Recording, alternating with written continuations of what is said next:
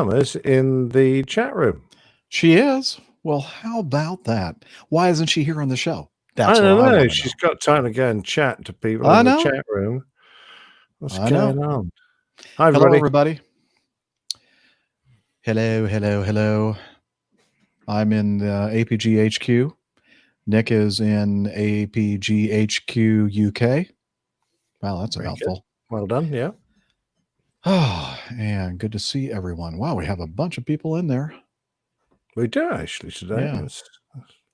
Very, very nice. Paul, Stuart, Justin, Gail. So here's the deal. We're going to start off just the two best hosts. We'll start off the show. Handsomest. And the most intelligent and good looking. Yes, and the biggest ones with biggest facial appendages. Oh, and the oldest as well. Yes. And then we are going to be joined by Miss Steph, who is in the chat room right now. She's driving back from doing some flying today. Who completely lacks facial hair, which is a good thing. Well, I don't know. I've seen her up close recently, and you can't really say, no, I'm just kidding. Just kidding, Steph. It's a joke. And I can't see anyone. Has she got a concealed carry permit as I hope not. And let's see, Dana's not going to be with us today, but Rick maybe. We'll see. We're planning on getting together. I hadn't even thought of whether we're going to do that live or just make that private. I don't know. Maybe we'll do I'll set up another stream for later on. He was supposed to get into Miami, by now and join us for the show. But they had him fly a later flight. So he's not getting into Miami until after 7:00. So look on the social medias for notifications if we decide to do like a part 2, which I'm sure we will, another stream with Rick later tonight. And Steph will probably join us as well if she doesn't have anything better to do. Well, she usually does have better things to do. I know, that's why she may not be there. No, I'm just kidding. Anyway, so that is the deal. And let's see, we have Liz in the control room in Toronto standing by. Why don't you just make a quick appearance, Liz, and just say hello to everybody. Hello, everybody. There she is. Yeah, I told you. Hooray. She's always there watching us very closely. With her finger on that, what is that button, that sensor button, that bleep thing that, there's like a 45 minute, like a 45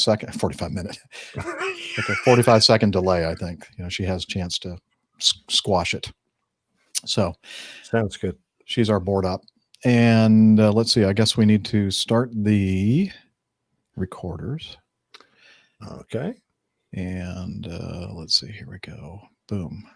And I'm getting signal from my microphone. You'll say something now, Nick. Peter Piper picked Becca Pickle Pepper. All right, getting good signal from you as well. And let's see. Oh, that's true.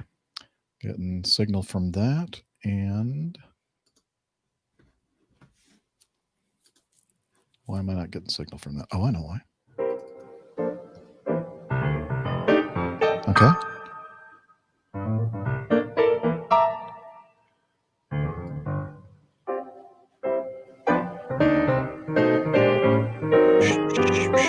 Come on. There we go.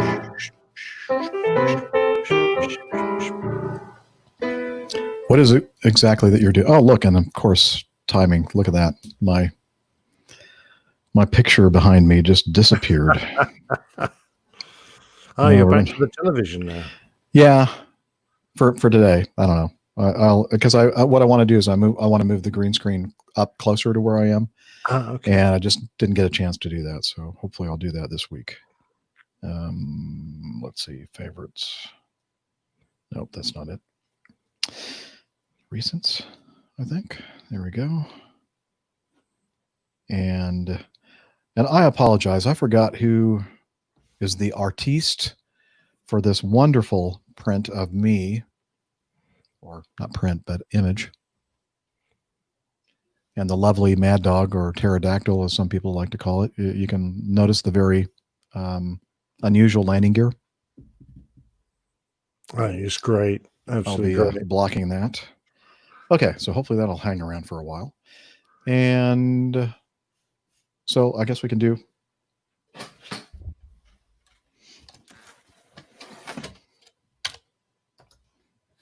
And since I've gotten these things from Neville Bounds, I've never actually written a thing on them.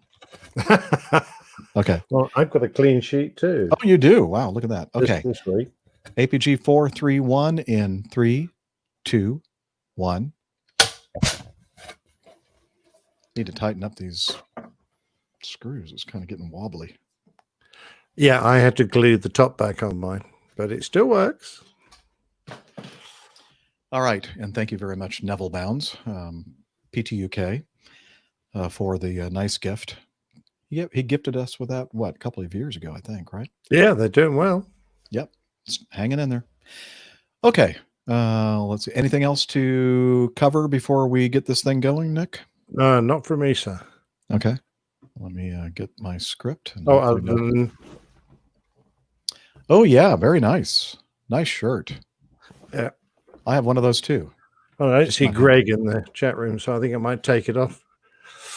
Yeah, please leave it on. Okay, let's see. Liz, are you all set? Okay, excellent. Here we go. Roger, it's now time for you to bring us on in. You're listening to the Airline Pilot Guy Show. The view from our side of the cockpit door. WAPG, it's the Airline Pilot Guy. Airline Pilot Guy, episode 430. Yeah, he's up in the sky. It's the Airline Pilot Guy. Hello, you're listening to the Airline Pilot Guy Show, the view from our side of the cockpit door, with your host, Captain Jeff, broadcasting live from Studio 1A at APG headquarters in Roswell, Georgia. Today's show is recorded on the 17th of June, 2020. Yeah, he's up in the sky.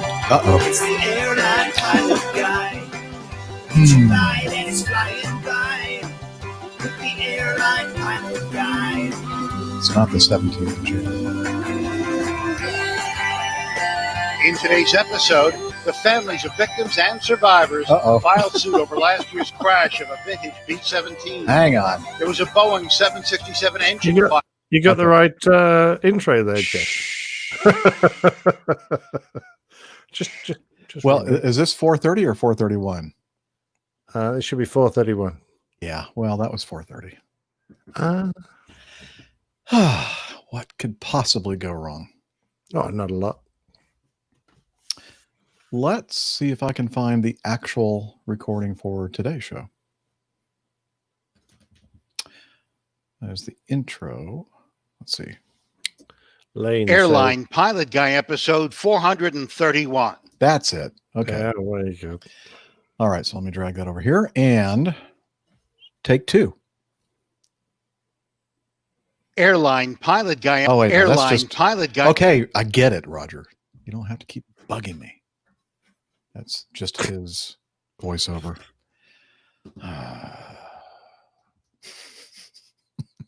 I know I did this.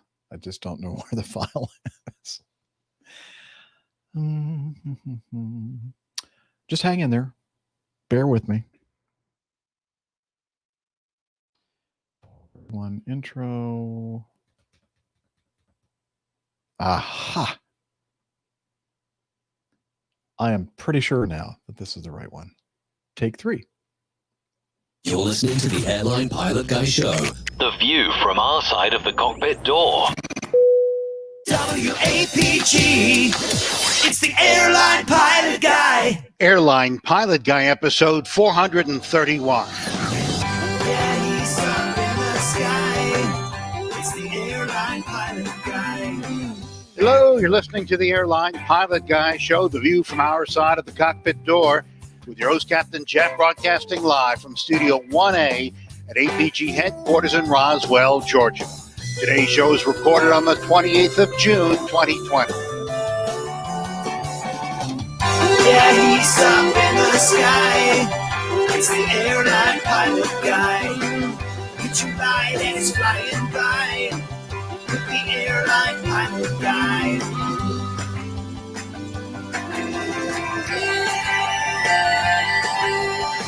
In today's episode, two planes were wedged together following a collision on the tarmac in Aberdeen. Investigators say the pilots of a commercial flight which crashed in Karachi were not focused on flying the plane. More news, your feedback, and in today's Plane Tales, life's too short. So get all settled in, tray tables and seat backs in the upright and locked positions, electronic devices powered on. I'm Radio Roger, and Flight 431 is ready for pushback.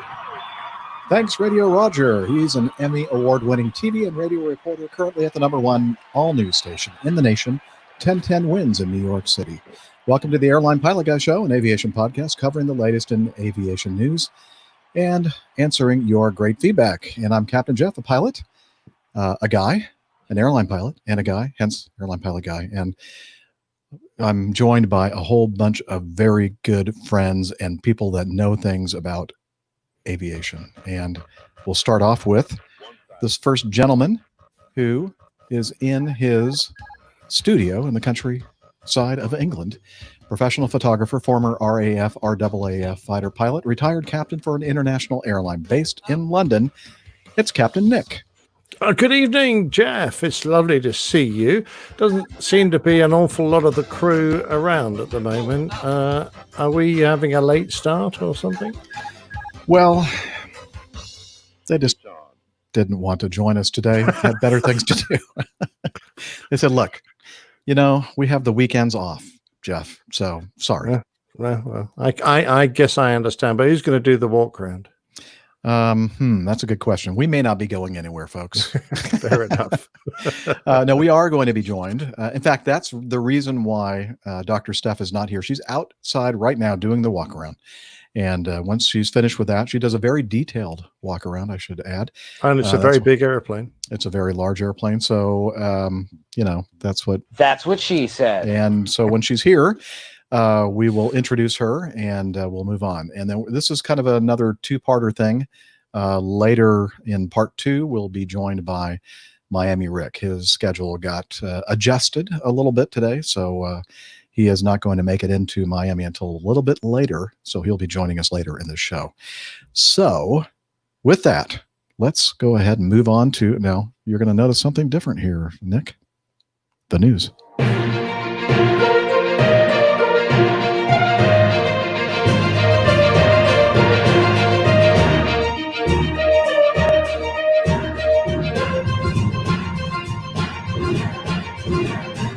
Stand by for news. Very good. All right, very professional. The reason why I changed that is because every single time I play the other one, YouTube says it's copyrighted, or somebody claims to YouTube that it's copyrighted, but it's not. It's not copyrighted, and I just got tired of fighting it, so I thought, okay, forget it. We'll just try to find something new. For some reason, that lovely series that was on a few years ago called Newsnight came into my mind when they played that. Very dramatic. Really? I quite like good. it. Well, then maybe it was stolen from that, and we'll get another nasty letter. I hope not. I think this was copyright free. We'll find out. Anyway, that's neither here nor there. So let's start off with the first item in our news notebook. Planes wedged together after collision at airport. This is from BBC. What she said. So throw a bucket of water over him, Jeff. Yeah, calm down out there. An investigation has been launched after a collision between two planes on the tarmac at Aberdeen International Airport. The nose of one of the aircraft ended up wedged under the engine of the other on Tuesday evening, lifting it off the ground.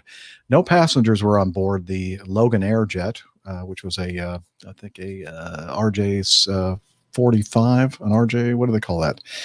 Not a CRJ, an Embraer RJ. Embraer 145. Yeah.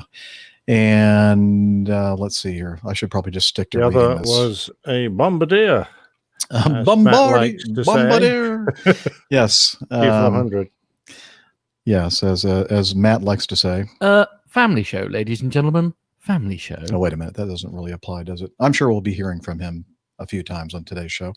But anyway, Logan Air, the owner of the Embraer 145, said their jet was parked with no passengers or crew members aboard and was hit by a former Flybe Bombardier Q400, which we understand was being prepared for departure after being stored at Aberdeen Airport. The nose of the Q400 impacted the rear port side of the Embraer, becoming lodged underneath and lifting the right main gear off the ground. The most important thing, that no one was injured in the incident, with the crew working on the ex-Flybe aircraft being safe and well, yet understandably shaken. And they're probably a little worn out too. Did you see the video, Nick, of the... Yeah, I did. Before somebody had to take it off YouTube. And Yeah. I'm glad no one was injured, because I could laugh about it and say it was absolutely hilarious. I'm terribly sorry to say. They have had some pretty windy weather up in Scotland, which accounts for it. But you don't really expect to see an aircraft just head off across the pan, get blown across the pan, all on its own. And of course, it made straight line for the most expensive thing you could see. I know. It's just like in super slow motion, just watching it, and everybody just like panicking, like, how do I stop this? And the first thing that came to my mind was, well, somebody needs to get into the cockpit and like lay their feet on the rudder pedals. But I'm thinking, you know what, that probably wouldn't have done any good, because I'm sure that somebody had the brakes and the parking brake set, but as we know, the way the parking brake system works, after a time, it's kind of not uncommon for the pressure, the hydraulic pressure, to bleed off the brake system. We do have something called here. I'll play like I'm Rick. We do have something called the brake accumulators that maintain a minimum required pressure to the. Okay, I just sounds just like him, actually. If I close my eyes, he would have been there beside me. It was a very poor attempt at trying to imitate Rick. But anyway, you can't just rely on the brake accumulators to keep the pressure on the brake system. And you need to have the airplane chocked. And apparently the airplane didn't have those rubber or wooden chocks in front of and behind one of the main wheels, main gear wheels, and or the nose wheels. And if there's any kind of incline at all in the ramp, then eventually the thing will start rolling, and that's what happened here. Yeah, I don't know about your airline, your operations, Jeff, but we would regularly release the parking brakes once we had chocks in, to allow the brake pads to spread open and allow the brakes to cool. Because when you come in and they're 400 odd degrees centigrade, it takes a little while for them to get back to a normal operating temperature. Yep. So yeah, we would do that. So you're relying on the chocks, and if you've got a really strong wind and a light aeroplane, if they say, and I don't know if this is the case, but it's reasonably common to chock, say, the nose wheel. As the wind impinges on the tail, it actually shifts the aircraft, skews the aircraft slightly, and the nose wheel just slides out from between the chocks. And once it's out, if you don't notice it very quickly and get things sorted, it'll set off across the pan, which is more or less what happened, I think. Well, we saw I forgot where it was, but the very, very high winds, and there was a 787 that somehow jumped its chocks, or something happened, or it may have been what you just talked about there, where the wind veining just ended up getting the nose wheel tires out of the chocks or whatever, and it just started heading over toward that Airbus. Remember that? It wasn't that long ago that we talked about that. Yeah, absolutely. So. And they're expensive pieces of kit, and a chock is one of the simplest tools known to man, and very inexpensive. So it doesn't actually cost much to stick a few extra chocks in a windy day under all the tires, just to make absolutely certain. On any day, as you said, our procedure at Acme is that we set the brakes, and then we keep the parking brake set until we get the chocks in signal from the ground crew, and then we release the brakes for all the reasons that you just mentioned, the brake cooling and we always have to kind of wait for a few seconds to make sure the airplane is not rolling. And then once we're, relatively assured that the airplane is not going to be going anywhere, then we can kind of relax and do our shutdown checklists. Yeah. Have you ever had one of those terrifying instances when you release the parking brake, and just at that moment, the jet bridge on your left beside your window, they suddenly decide to move it and put it onto the front? And It gives you that visual impression that the airplane's Yes. set off. I'm pretty sure that anybody that's an airline pilot on listening to the show has experienced that. Yeah, absolutely. It's like you Suddenly panic and go, your "Ah!" heart goes, what? And then the other person goes, Are you okay? Yeah, I'm fine. I'm Just okay. having a heart attack. Yeah. I know. It really is interesting to see that happen.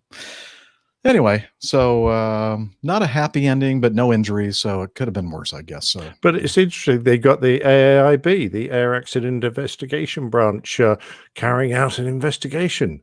So, they don't normally come in for something relatively minor, but I'm guessing that because there was a significant amount of aircraft damage, they will be doing a report on this. So, well, if we're interested, in a or year's maybe time, maybe because of the COVID thing, they're just bored and they have nothing to do. it might be. Yeah, job's worth. Yeah. Yep. All right, jumping to the second item, and I'm sure that everybody is wondering about this one. The Pakistan International Airways crash last month, May 22nd. The preliminary report was released, and the investigation so far into the available evidences, the FDR, CVR readouts, footages from CCTV, security cameras, Karachi approach radar, etc., following has been revealed and validated as the preliminary findings. So I'm just going to jump down to the actual findings themselves here. And again, this is just a preliminary report. First item A, the reported weather at the origin, en route, and at destination airfields was fit to undertake the flight. B, on the 22nd of May, the flight took off from Lahore at 13:05 hours local time. Departure from Lahore and cruising flight were uneventful. They did note here, though, that the crew did not follow standard callouts and did not observe CRM aspects during parts of the flight. So there's a reason why they stated that, because it's important. It's one of those holes in the Swiss cheese. Item C, area control Karachi East cleared flight 8303 for the Nawab Shah 2A. I'm not sure if I'm pronouncing that correctly, but that's my best guess. Arrival procedure, and advised to expect the ILS approach for runway 25 left. The flight was later cleared at pilot's discretion to report direct Makli, M-A-K-L-I, a waypoint 15 nautical miles at a radial of 075 from the Karachi VOR, and descended to flight level 100, which is approximately 10,000 feet, and later recleared for flight level 50, which is approximately 5,000 feet. The aircraft changed over to Karachi approach and was cleared to descend further to 3,000 by the time it reaches Makli.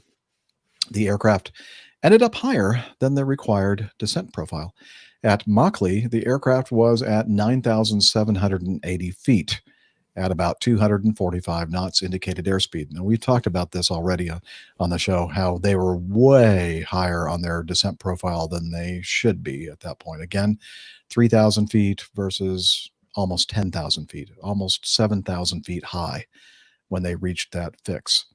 In order to maintain the descent and lose the additional height, open descent mode was selected via the flight control unit. Both autopilots were disengaged and speed brakes were extended. Item E, Karachi approach inquired, confirm track mile comfortable for descent, and later advised to take an orbit so that the aircraft can be adjusted on the required descent profile. No orbit was executed, and the effort to intercept the glide slope and localizer of the ILS was continued.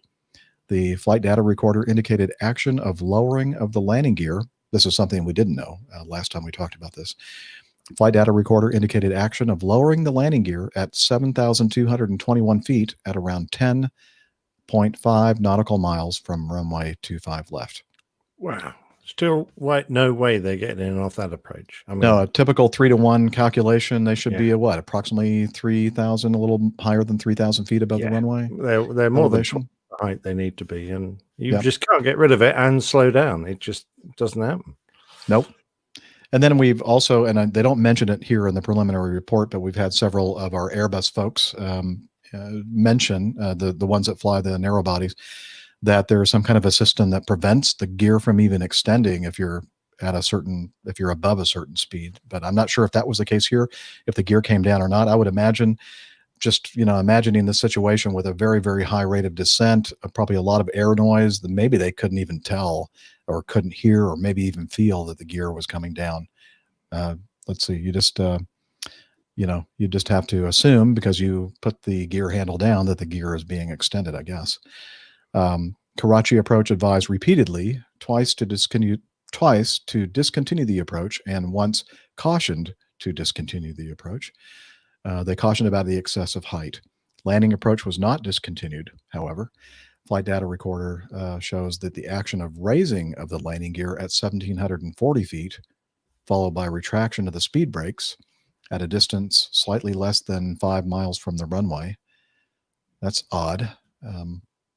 You almost think, I'm wondering if they're thinking, okay, yeah, this is not going to work. Let's go ahead and start a go around missed approach procedure. I don't know. We're not sure what they were thinking at this point. At this time, the aircraft had intercepted the localizer as well as the glide slope. Okay.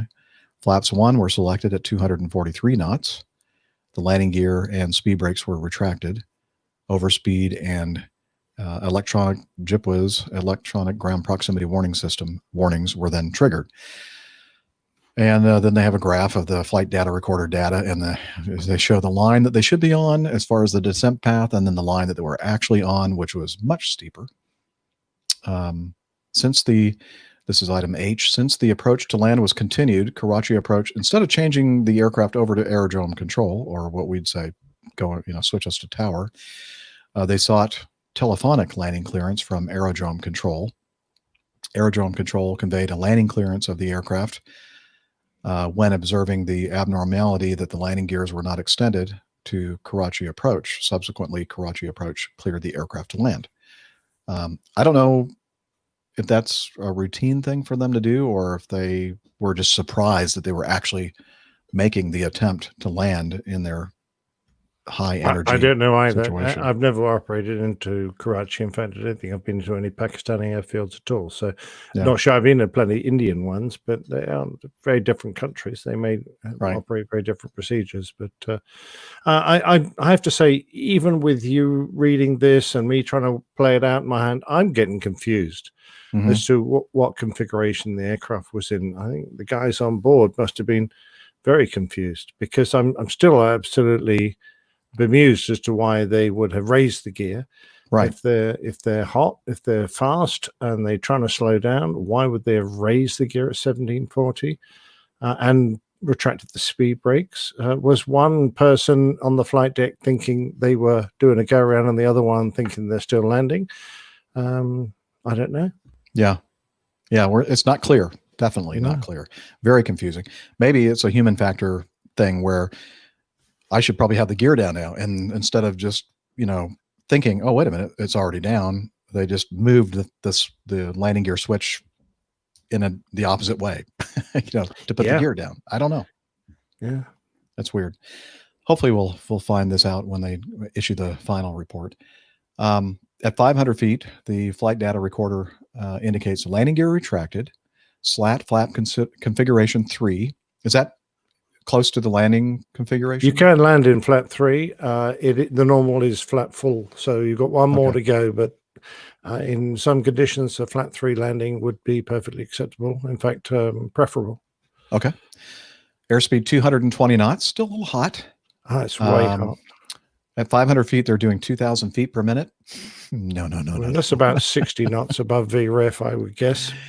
Yeah, and 2,000 feet for most airlines around the world. At 1,000 feet, you should no longer be anything more than 1,000 feet per minute at that point, is for a stabilized approach, and they're doing twice that. And they're doing, as Nick mentions, they should be relatively close to their final approach speed, or what do you call it? Approach speed, or approach? VREF, VREF reference. It's calculated by the aircraft and brought to you on a little moving speed bug. So it's mini ground speed, and it's there. But I'm a bit confused, because they would normally have entered into their management and their computer to tell the aircraft what flap they're going to select for landing. And if they haven't got it by now, they should be getting flap warnings. They should also be getting gear warnings. So the master caution should be going, and things should be flashing at them. There should be indications on the ECAM panel. So, yep. Well, the very next sentence I was going to read, Nick. All right. According to the FDR and CVR recordings, several warnings and alerts, such as overspeed, landing gear not down, and ground proximity alerts were going off and subsequently disregarded by the pilot crew. The landing was undertaken with the landing gear retracted. The aircraft touched the runway surface on its engines. I really don't think that they thought that the gear was up at this point, because the flight crew applied reverse engine power and initiated a braking action. Now, I'm not even sure if they could actually get reverse without the landing gear down and sensing that they're on the ground at this point. I'm pretty sure probably not. No, I don't know about 320, but I'm pretty certain they'll have a weight on wheels interface for the reverses. Yeah. So you can, by all means, you can probably go to the first selection, but you're not going to be able to move them any further than that.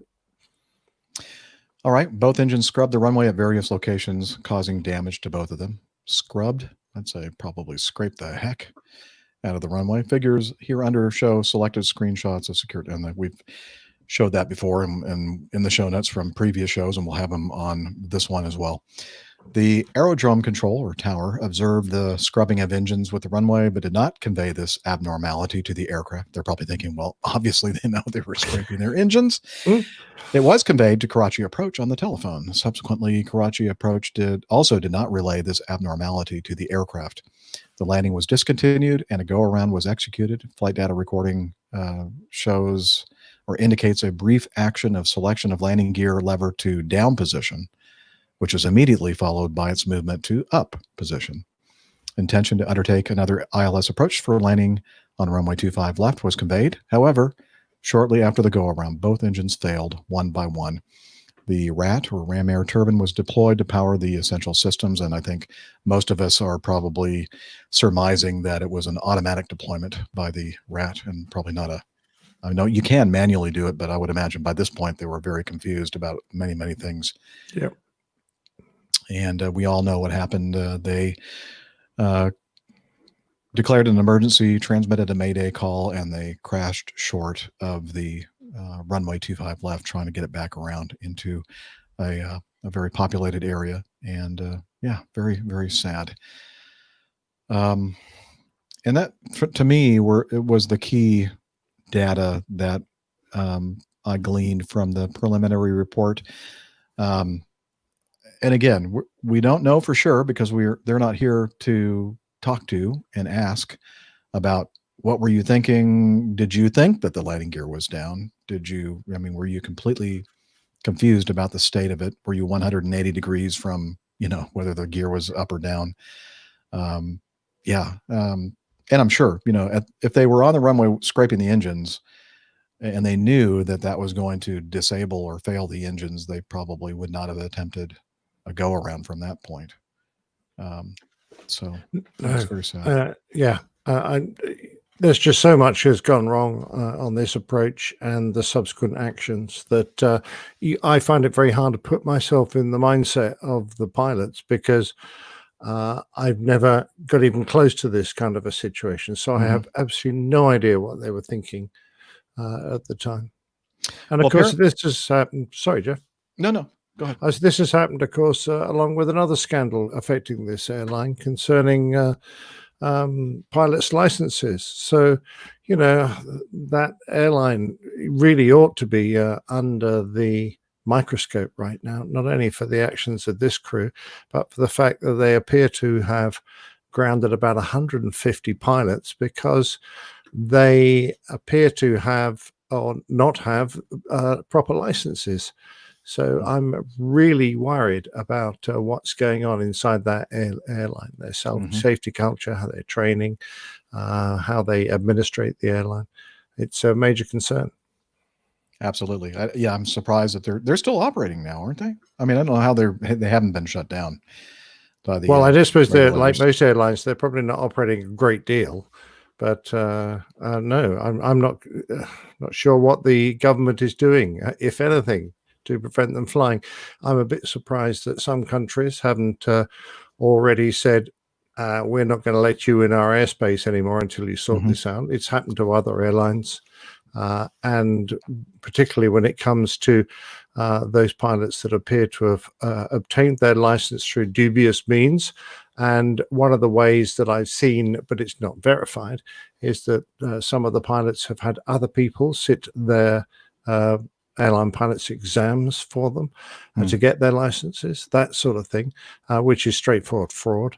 If that is the case, then I think until that airline has been properly audited, I think there's a good case for preventing it from coming to your airspace if you're the European community, Britain, the United States, or whatever. Well, we have a Airbus expert in our chat room right now, Captain Al, who is a Czech airman on that particular model. And he said that, to be precise, they did have proper licenses. It's just how they were obtained was fraudulent.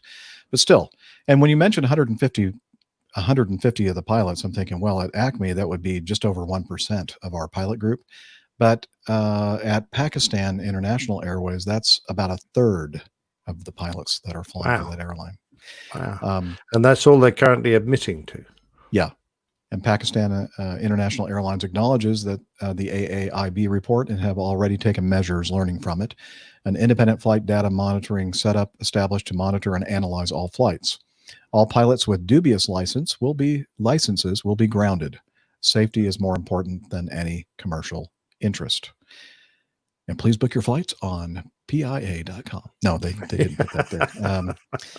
Yeah, so what a mess. What a mess. Absolutely. Yeah. I know you tear your hair out sometimes. And most airlines, most countries, they just work so hard to maintain a good safety culture. I think it's appalling to see what is happening with this airline in Pakistan. And for all we know, this might be just the tip of the iceberg. Yeah. Well, I'm sure we're going to find out. All right. Let's move on to the next item in the news. And we're going to play some audio. Now we go to this Eyewitness News exclusive, the striking video here. The legendary test pilot Chuck Yeager once said, "Any landing you can walk away from is a good landing."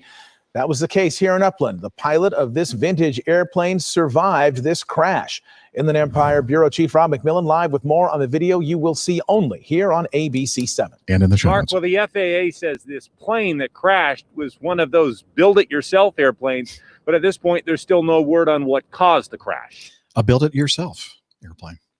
Air 7 HD was above Cable Airport in Upland just before noon today and got this exclusive video of a small plane coming in for a landing. It looks like the plane makes contact with the runway before the pilot then pulls up, but he wouldn't be in the air for much longer. He passes the end of the runway, goes over a road, and then crashes into a dirt field over a small ravine.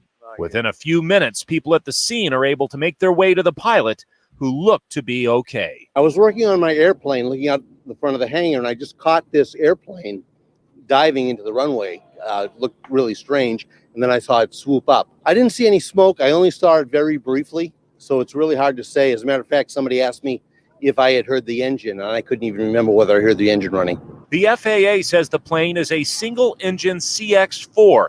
It's a plane designed to be self-built by amateurs. The San Amateurs. Ooh.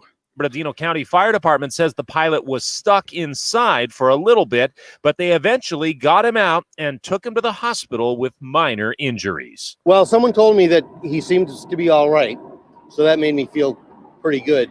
I mean, one of the nice things is usually in these small airplane crashes, people are able to walk away. I mean, we don't always see that, but usually that's what happens. And the pilot was the only person on board. The FAA is investigating. The FAA is investigating. Not Did you? the NTSB? Oh. Well, you know, it has to get to a certain level, I think, for the NTSB to be called in to investigate. FAA does a lot of investigations here for a lot of GA stuff. I just like the way he said FAA. Yeah. Oh, well, wait a minute. I just noticed something in the screen. One of our GA experts. Who? Podcast. I just love that. Nick's always good. Yeah, podcaster. I was like, he's gonna regret sending that to us. He already has regretted it. Okay, from her lakeside home in the Carolinas, she's a doctor, a skydiver, marathon runner, strength training junkie, IPA connoisseur, and commercial multi-engine instrument rated pilot, Dr. Steph. Hey guys, it's good to see you all. And yes, we'll say age before beauty. I heard some of the pre-show banter there about best looking host. Yeah, I knew you were listening, and I knew that you would know that we were joking. I do. Love you guys. Yeah, we love you too.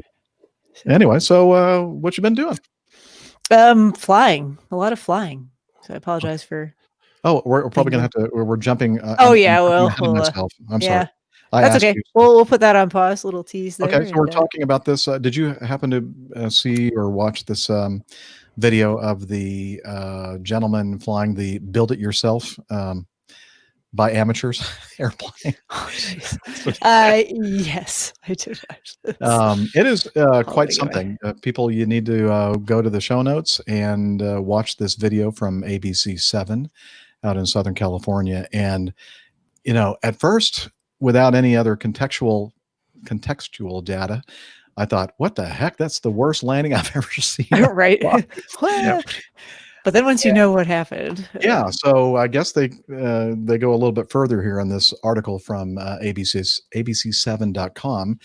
It said it was a harrowing plane crash captured on video, and now the pilot who survived it recalls the frightening ordeal. David Razor, 80 years old, spoke to Eyewitness News about the moment the small plane he was piloting crashed while attempting to land at an airport in Upland, California on Wednesday afternoon. He faced two major problems. The propeller of the plane flew off. Okay. Problematic. And that's what happens with these amateur propellers. Well, there you go. It was an amateur build-it-yourself thing. And we're, of course, we're kidding. We love home builders out there. Oh, absolutely. And of course, every airplane has to go through a formal inspection. It doesn't just get built and flown. I know. Well, most. I think there are some that you can just do that if you want. Let's see. Also, oil suddenly covered his windshield, forcing him to fly blind. He says, it was a real surprise when the propeller went off.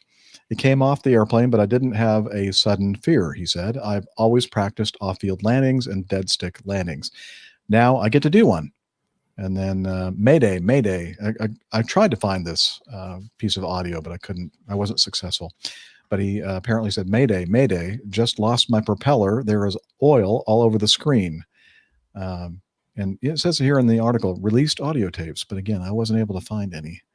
Oh, well, I was hoping it would be in that ABC 7 News report, but it wasn't. He relied on his 48 years of flying experience. Wanting to avoid homes in the area, he dove for the runway, looking over the side to try to stay on course, but he was coming in too fast and too high.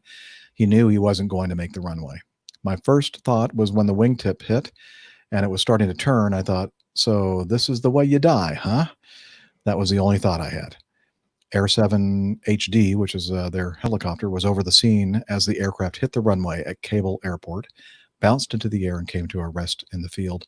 The longtime pilot suffered minor injuries, which is amazing. If you watch this video, I don't know how anybody lived through that one, and was rescued from the plane by emergency crews after he was trapped in the cockpit. The plane actually seemed pretty sturdy to me. Sorry, I didn't mean to cut you off there. Oh, no. It's not like bits came off, Steph, is it? It was like it just spun around and just plop. Yeah, it was when it sort of cartwheeled right at the end of its travel, and then it was getting to that scrubby patch. I thought, ooh, that's the bit where it's really going to hurt. But he must have built it very well if it protected him nicely. Yeah, this amateur built a good airplane, apparently. Yeah. Of course, it doesn't say he did. Well, no, he did. It does. He did, yeah. Okay. Took him 6 years to build it. Yeah. And kudos to the guy who designed it, Thatcher, I presume. They built a sturdy airplane that protected him well. Absolutely. So really check this video out. I mean, it makes so much more sense now reading this information about the fact that the propeller came off and the oil, covered his screen. And now I can understand, he had to get the airplane on the ground. He tried to get it on the runway, but wasn't successful. But at least he didn't crash it into any houses or anything else. And he lived through it. So, wow, what a story he can tell now to his great-great-grandchildren. Right. Yeah. I wonder if that'll be his last home build. He is 80 after all. Well, you know what? Might be one of those characters that nothing stops him. Yeah. Nope. Just pick up, keep going. Speaking of, nothing stopping you. We talked about this. One of the casualties of COVID-19, as far as airlines are concerned, was Virgin Australia, and apparently they are going to come out of their administration or bankruptcy or whatever state they were in. They have been bought by a U.S. private equity group, Bain Capital, after falling into administration due to coronavirus travel restrictions. The airline was struggling with long-term debt of 5 billion Australian, even before the pandemic struck. Australia's second biggest carrier had unsuccessfully asked for government loans before its collapse in April. Virgin Australia is currently owned by a number of major shareholders, including Sir Richard Branson. Administrators for the airline, Deloitte, said on Friday that Bain would become the new owners, with the deal expected to be completed by the end of August. A statement from said Bain supports the airline's current management team and its turnaround plan for the business. It also is committed to retain thousands of jobs. So, that's. I think that's great. I mean, all the bad news about airlines and everyone struggling, the fact that someone is still willing to invest and try and bring this one back up, breathe some life in it, bring it back to life, I think it's fantastic. It is. It really is. And I guess Virgin Australia can say that the U.S. private equity firm is the bane of their existence. Very good. Bam. There we go. Okay. Thank you very much. I hope you're not here all week. Exactly. Unfortunately, he is. Shut up. All right. Now it's time for a better part of the show. The Getting to Know Us segment. About you. Getting to like us. Getting to hope you like us too. Please like us, because we need that. Why do you think we're doing a podcast? We need people to love us. We love you. Come on. Anyway, so we were talking about the fact that you were out there doing some flying, Steph. So why don't we start? Yeah. So it's been a good weekend. Did a whole bunch of flying this weekend. A little different. There was a caravan at the drop zone with a non-local pilot, but he was awesome at just having me ride with him and teaching me the airplane, and even Nick's dogs agree. Who let the dogs out? Woof, woof. Jilly. So yeah, it was a lot of fun, and I'm really grateful to him for doing that, because he didn't have to, because he's not one of the local folks. But we had a great weekend. Yeah, it was really nice. So a caravan. That's a who parked a caravan in the drop zone? Weren't they worried about some parachutist just hitting it? You guys call what we call trailers. You guys call caravan. Call it caravan. Yeah. No. Yeah. No. This is an airplane. You stick some wings on it, Nick, and an engine and a propeller. Yeah, and then you just it's basically what it's like. Well, actually, that's a good description of that. That's a good description of a caravan, actually. I suppose you could a home build, yeah. So I think it did. Gosh, how many? It did 8 loads in the caravan yesterday, and another 8 or 9 today. Let's take a look. Wow. Yeah. How does that compare to the Kodiak? Is a caravan a bigger airplane? So yeah, it's longer. It holds more jumpers, but flies. I mean, purpose-wise, they're pretty similar. They're meant to take into just to do everything, kind of utilitarian. Okay. So interesting. Was the weather nice? Not terrible. Well, it was. Good? Yeah, until just on my drive home. Now there was some buildups in the area, and I managed to drive right through one of those sans doors on the Jeep. So I'm thinking I should just go run back out and get some soap and clean the car while it's all, so unusual for saturated you to everywhere. have the doors and all that stuff off of your Jeep, Off my Steph. Jeep. Yeah, I stayed pretty dry, so Yeah. got the top on, the covering on. Excellent. Anything else going on? I mean, that's mostly it for the weekend. Okay. It seems like the weekend went by really fast. Yeah. Every 20 minutes you're going up to 14,000 feet and then back And down. then Just up, The down. rest of the time you were just Work, just doing work. schedule, Yeah, it's been work, report time. Work. yeah, it's been really busy at work. Next week's going to be a busy week too. We're kind of picking back up with things, and yeah, just busy. Okay. But it's good. Keeps me occupied. Keeps me out of trouble. I always have to have something to do. Excellent. Yeah, you're a busy person, and that makes you happy. Ooh, can you hear the thunder outside? Nope. No. Okay. What does it sound like? Thunder. Okay. I was hoping you were gonna. An impression of thunder. No, that's like me singing. It's not going to go well. Okay. I'll put some sounds of thunder in. Yeah, just and post edit. some background.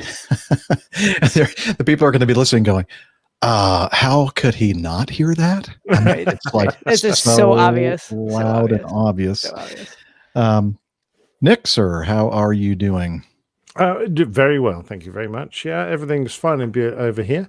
It's interesting. I was looking back at my calendar, and last week I was due to host RH from Opposing Bases. His dad, who was coming over for a cruise, and we were going to pick him up from Dover and deposit him at Southampton. And in the meantime, we were going to take him for a visit of Stonehenge, because that was apparently something he's always wanted to do. Never and heard. it just reminded me that he had to cancel out because the cruises were all cancelled, and we were going to have a good time. So obviously missed on that opportunity, which was a real shame.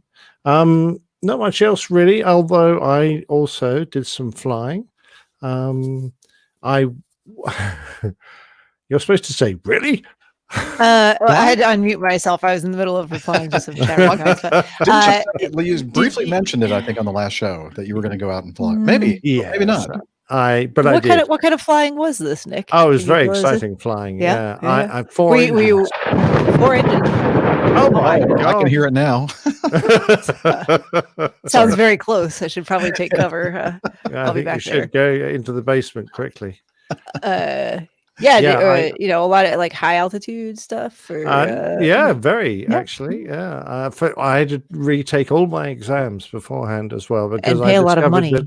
My license had a lot of money, £9.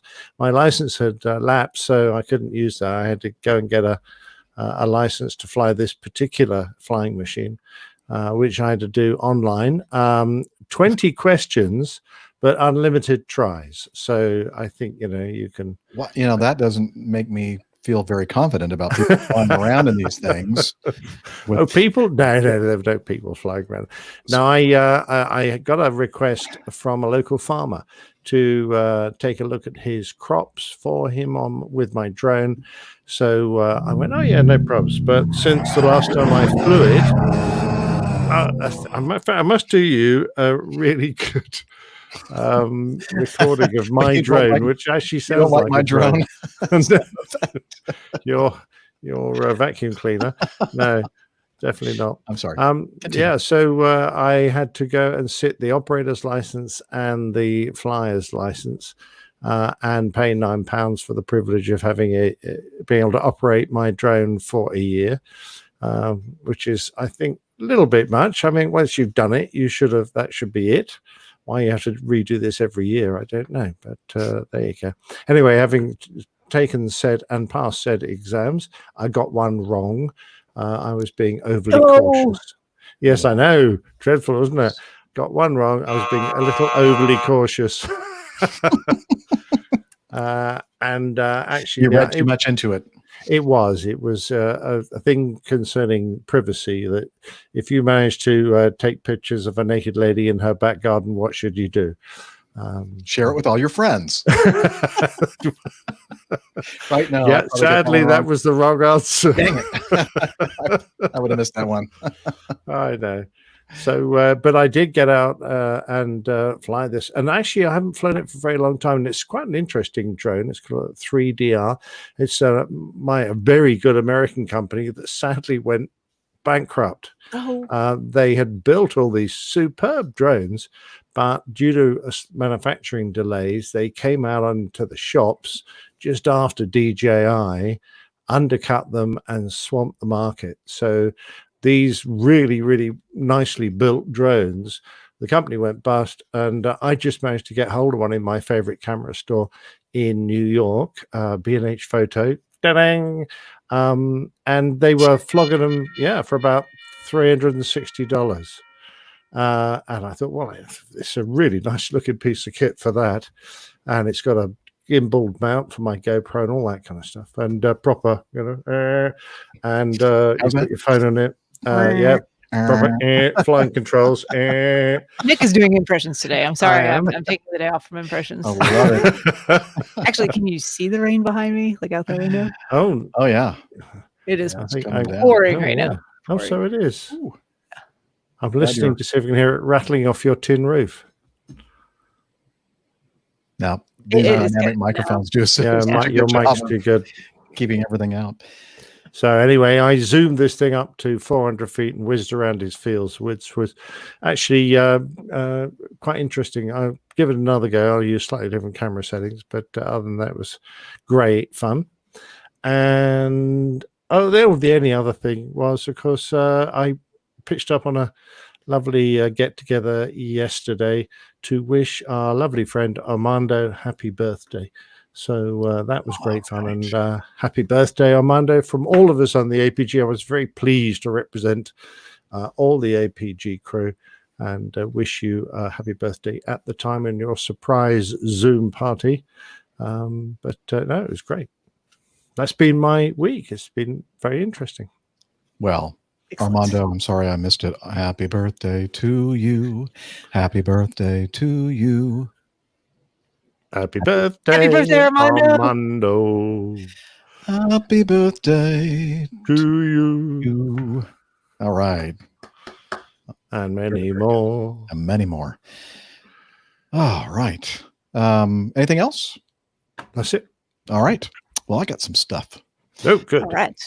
So, a lot of people, the APG has been around now for, almost 11 years. And it's become kind of a fixture here in the town that I live, Roswell, Georgia. And so much so, I saw this on television. I was kind of taken aback. I want to know what's going on. There are millions and millions of people that want to go there, that want to see it. I won't talk to you about what I know about it, but it's very interesting. But Roswell's a very interesting place with a lot of people that would like to know what's going on. A lot of people would like to know what's going on. Do you mean the town in Georgia? Yeah. You think? I'm pretty definitely. Sure. Yeah. What? You think that maybe they were I mean, talking about I can think of else? another Roswell that, What? sometimes There's ends up in another the news for various things. Okay. Well, then I'm sorry. Maybe I misunderstood the whole thing. Okay. No, it's definitely for the APG. Well, it doesn't help having that damn great big silver saucer in your backyard, Jeff. Yeah, well, I told you we're not going to talk about that. And those house guests of yours with the funny looking eyes.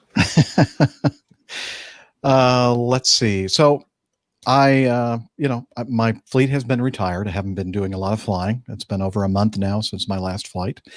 And I'm not projected to go to training until October, I guess. I don't know. I haven't heard anything new. So I've been thinking about doing some time-honored traditions this summer, like going to the beach, cookouts. And of course, the most time-honored tradition of all, the road trip. Road trip. Road trip. That's what I'm going to do. Sounds great. Nice. Yeah. So, where you go?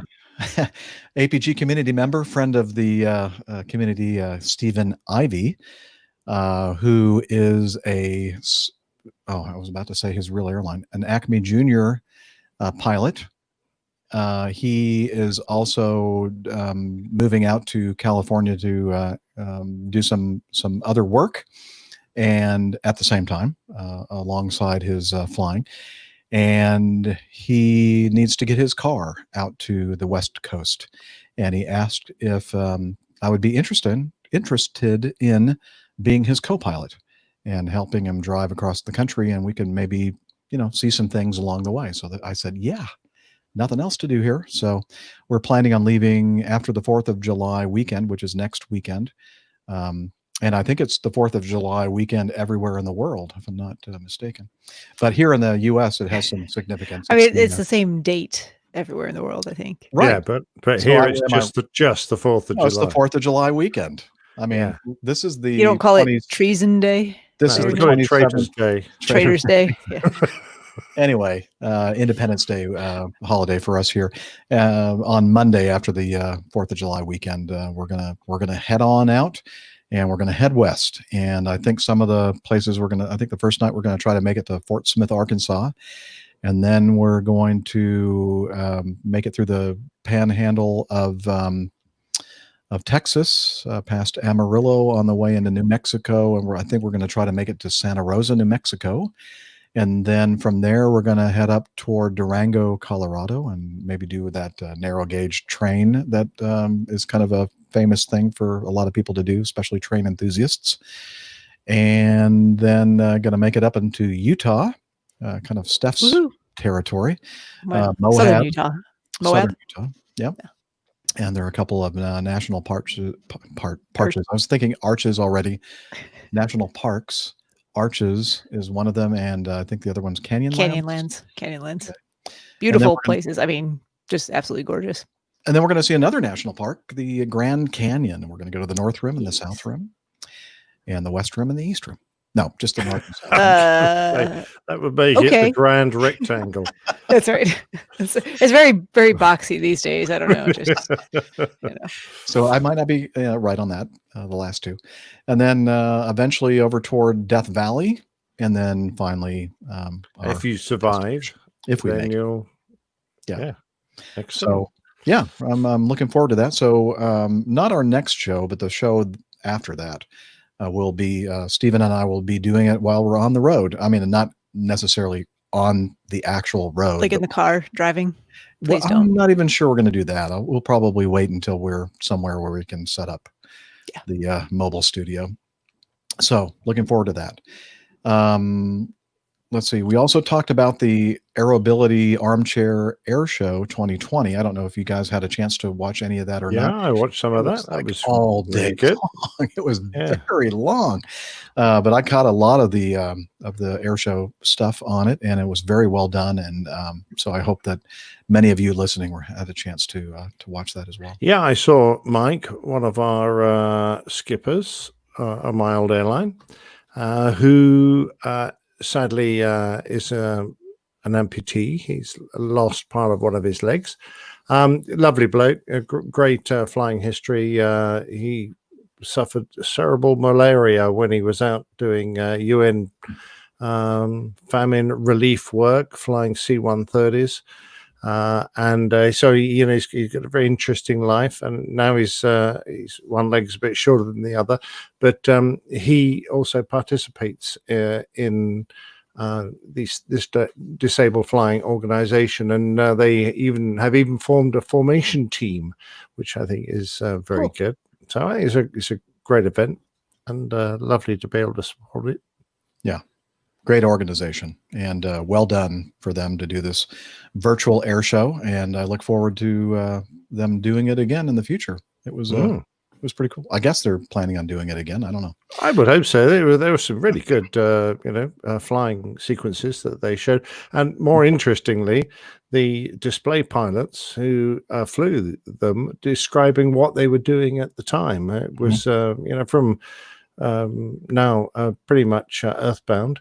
Very interesting stuff. For Yeah, you me, usually don't especially. get that level of detail when you're just standing there. Watching the show is great in person, obviously, Mhm. but it's kind of nice to have that behind the scenes too. It's a little different. Absolutely. You had talking about all the gates and the heights and the Yeah. speeds they have to achieve and All how the they're working to technical stay on the details. crowd lines and all the technical stuff that's going through their heads whilst they're doing all these low-level aerobatics. Amazing. In many ways, I think it was almost better than a real air show. I mean, I wish there was a way to combine all what we experienced doing that virtual thing, Yeah. but then actually being there and smelling the smells and seeing and hearing the sounds and all of that. That would be perfect. Oh, absolutely. Yeah. Captain Al wouldn't have enjoyed it because he wouldn't have had any Oh, yeah, hot a lot of dogs. It was a lot of military. Yeah. Great noisy things. He wouldn't have had ice cream on tap and things. Well, here's the nice thing about it. You can, just go to the grocery store like the night before. I don't think Have it's a quite the same tub as a of- Mr. Whippy. Probably not. No. No, really, is anything the same? No. And there was a lot of gray stuff, which was great, I thought. Yeah, I liked it. It was a lot of fun. All right, and very informative, as you say. We received some email from Andy Crossley. He's from a firm called Aero Media Network based in the UK. He's a newish listener, having found our lockdown rules kept us away from aviation photography and flights due to the COVID. I've had nothing to take images of. I'm not a pilot, but I think I fall into that category. I wish I was a pilot. Great listening to you guys and gals on the podcast, and having searched the internet for something good to listen to that didn't go on and on like a dull moan. I found another US-based podcaster that did fill me with dribble, and that life lasted only 30 seconds. Wow. He doesn't give shows very long, does he? However, I did find a podcast that has 3 hours worth of dribble. No, he didn't. I did find one. I mean, 3 hours definitely better than 30 seconds. Yeah, Yes. no wonder I'm so dehydrated after dribbling for 3 hours. However, I did find one podcast called APG, and I'm now into podcast number 10 with you guys, and I find it hard not to listen. I make time in my busy schedule to sit and listen. I have to say, it's a great show, and you have me hooked. That's great, Andy. I'm glad you're part of our community now. He said, Absolutely. I'd like to add, we have a great guy on our team based in America called Brian Gore, aka Peach Air, a longtime service guy with Delta in some capacity. That's our sister airline. He's never left. He's completed 38 years so far, and his hometown is at ATL. Not sure if you've heard of the little wise man hanging around your aircraft at some point. I don't recognize the name, but again, that's not my airline. I'd like to extend my thank you to yourself and the APG crew for this wonderful podcast. We would like to donate an image of your choice from our website for your office wall. And then he gave me a link to the aeromedianetwork.com, and I hope that everybody else will take a look at his website and maybe see something that they might want a print of. He says, have a look and let me know. So I did. I went over to aeromedianetwork.com, and I did a search for Mad Dogs, and I found this photo, and I said, I like this one. Now, he didn't have one of Acme. He only had this one of our sister airline. It's a view from the bottom up. Don't get too excited there. And he actually had it printed on canvas here in the U.S., so he didn't have to ship it over from the U.K. So thank you very much, Andy. Wonderful. Appreciate that. That's a great looking shot, actually, from that angle, isn't it? So the underside of the MD-88. Yeah, the soft belly. The soft belly. Are you talking about me? Yeah. So he says, all the best, Andy Crossley, UK listener, over and out. So again, I recommend that everybody check out Andy's company, his website, Aero Media. That's aeromedianetworks.com. And maybe you'll see something that you might want a print of there. Okay, and let's see if there's anything else I need to talk about before we move on. And oh yeah, I do. So we always mention the social media, social medias that we're on and active in on the at the end of the show. If you ever make it that far, you'll know that Hillel usually is wherever we're recording or wherever I'm recording for some reason. And he is the one that kind of came up with this idea to have a Slack team. And I've been a slacker, I have to admit. And so today before the show, I went on there to see what I've missed. I've missed a lot. So I'm going to move over here to my browser. They have a standalone app, and Oh, really? yeah, but I usually look at it through the browser. And I'm not going to go back too far because it would be embarrassing to tell you how long it's been since I actually logged into Slack to see what's going on. But let's start with the end of May. Tim W was talking about doing okay on his instrument recurrent or IR practice test. IR, is that instrument recurrent or instrument refresher? What is it? Instrument Rating. That's it. UK. That's it. Okay. He scored a 76, and then he out of 1,000? Out of 1 million. Out of 77. He needs to study a little bit more. And later in the threads that I didn't see, he tells us some good news. But Gustav was watching the launch of the Crew Dragon. Let's see, Tuba Tony was talking about on the 2nd of June. It's a parade of mad dogs between Atlanta and BYH, which is Blytheville, Arkansas, which is the place where all the 88s and 90s left in our fleet went for their last flights. And Trevor Bear said, yeah, a sad day indeed. No 88s flying. Moving on down again, we saw Tim W say, well, hang on. Nope, I'm jumping the gun here. There's some information. There's some stuff about a drone helicopter collision. Let's see. Mike Dell is on there. He's a great community member, sends us a lot of feedback. F111, EWO, etc. And he's also what I call my podcast guru. And he has a picture of something in the B717 cockpit. And wow, I have not been in one, so I don't know if this is true or not, but it looks like some kind of a chemtrail control panel. So probably should. It's the 717 responsible for all those chemtrails. I'm going to find out. Oh, look at this. On the 16th of June from Tim W. Woot! Passed my FAA instrument written. Yes, we knew you could do it. Very good. Way to go, Tim W. And 20 questions? Don't know. think so. Probably a lot more. Okay. Quite a few more. So Kelly Kirk says he has officially purchased his first semi-truck, or lorry, I guess you guys would call it. Started my business as an owner-operator. I've been driving trucks for 25 years now, and now I am my own boss. I'll be posting updates along the way, and hopefully this will be a great new adventure for me. And he says, I'm also planning on doing a series of short YouTube video logs to share my musings and how I'm doing. And I think one of the last things on these threads that I haven't seen is actually a link to the Captain's Log, episode number 1, his YouTube video log. And I'll put the link to it in the show notes so you can watch it. And he's podcasting from the cab of his big rig, and along with his cat Psycho. And he calls himself Captain Kirk because his last name is Kirk. And he's also a pilot, and he's working. He talks about working on his instrument rating, and hopefully by sometime next year he'll be able to resume work on that. So that's really cool. Excellent. No, that's not thunder. That's my stomach again. I did eat. Your stomach is doing impressions of thunder now? Yes, it is. I'm not sure if you're picking it's probably better than my actual impression of thunder. So we'll take that. Not sure why it's doing that, because I did eat lunch. I don't know. Maybe I have a tapeworm. It's just digesting.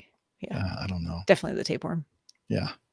So anyway, that's just some of the things that's going on. I just wanted to kind of give everybody that is not part of our Slack team a little idea of the kind of conversations that are going on over there on Slack. So I haven't done that before, and I thought, it's time for me to do that. So it is nice to catch up.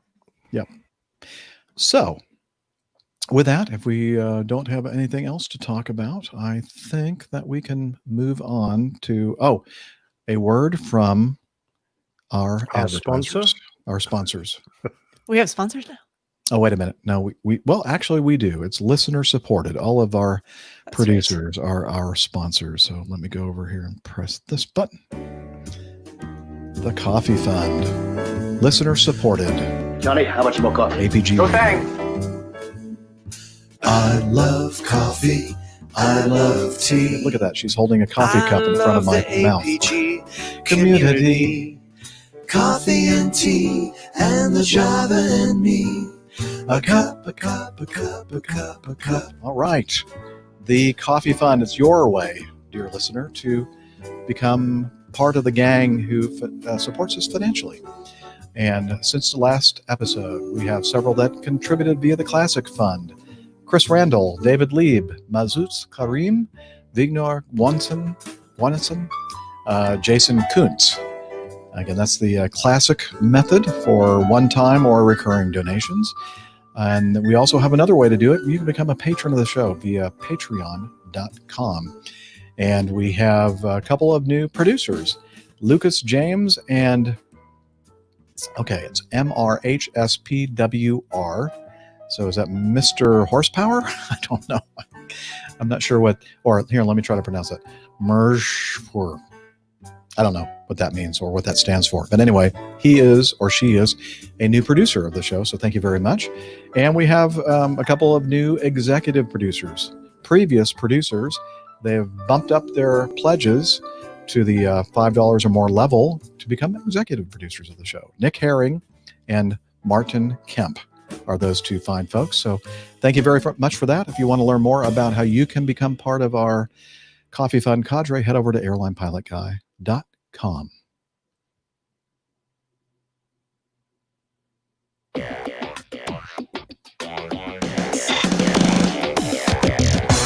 Captain, incoming message.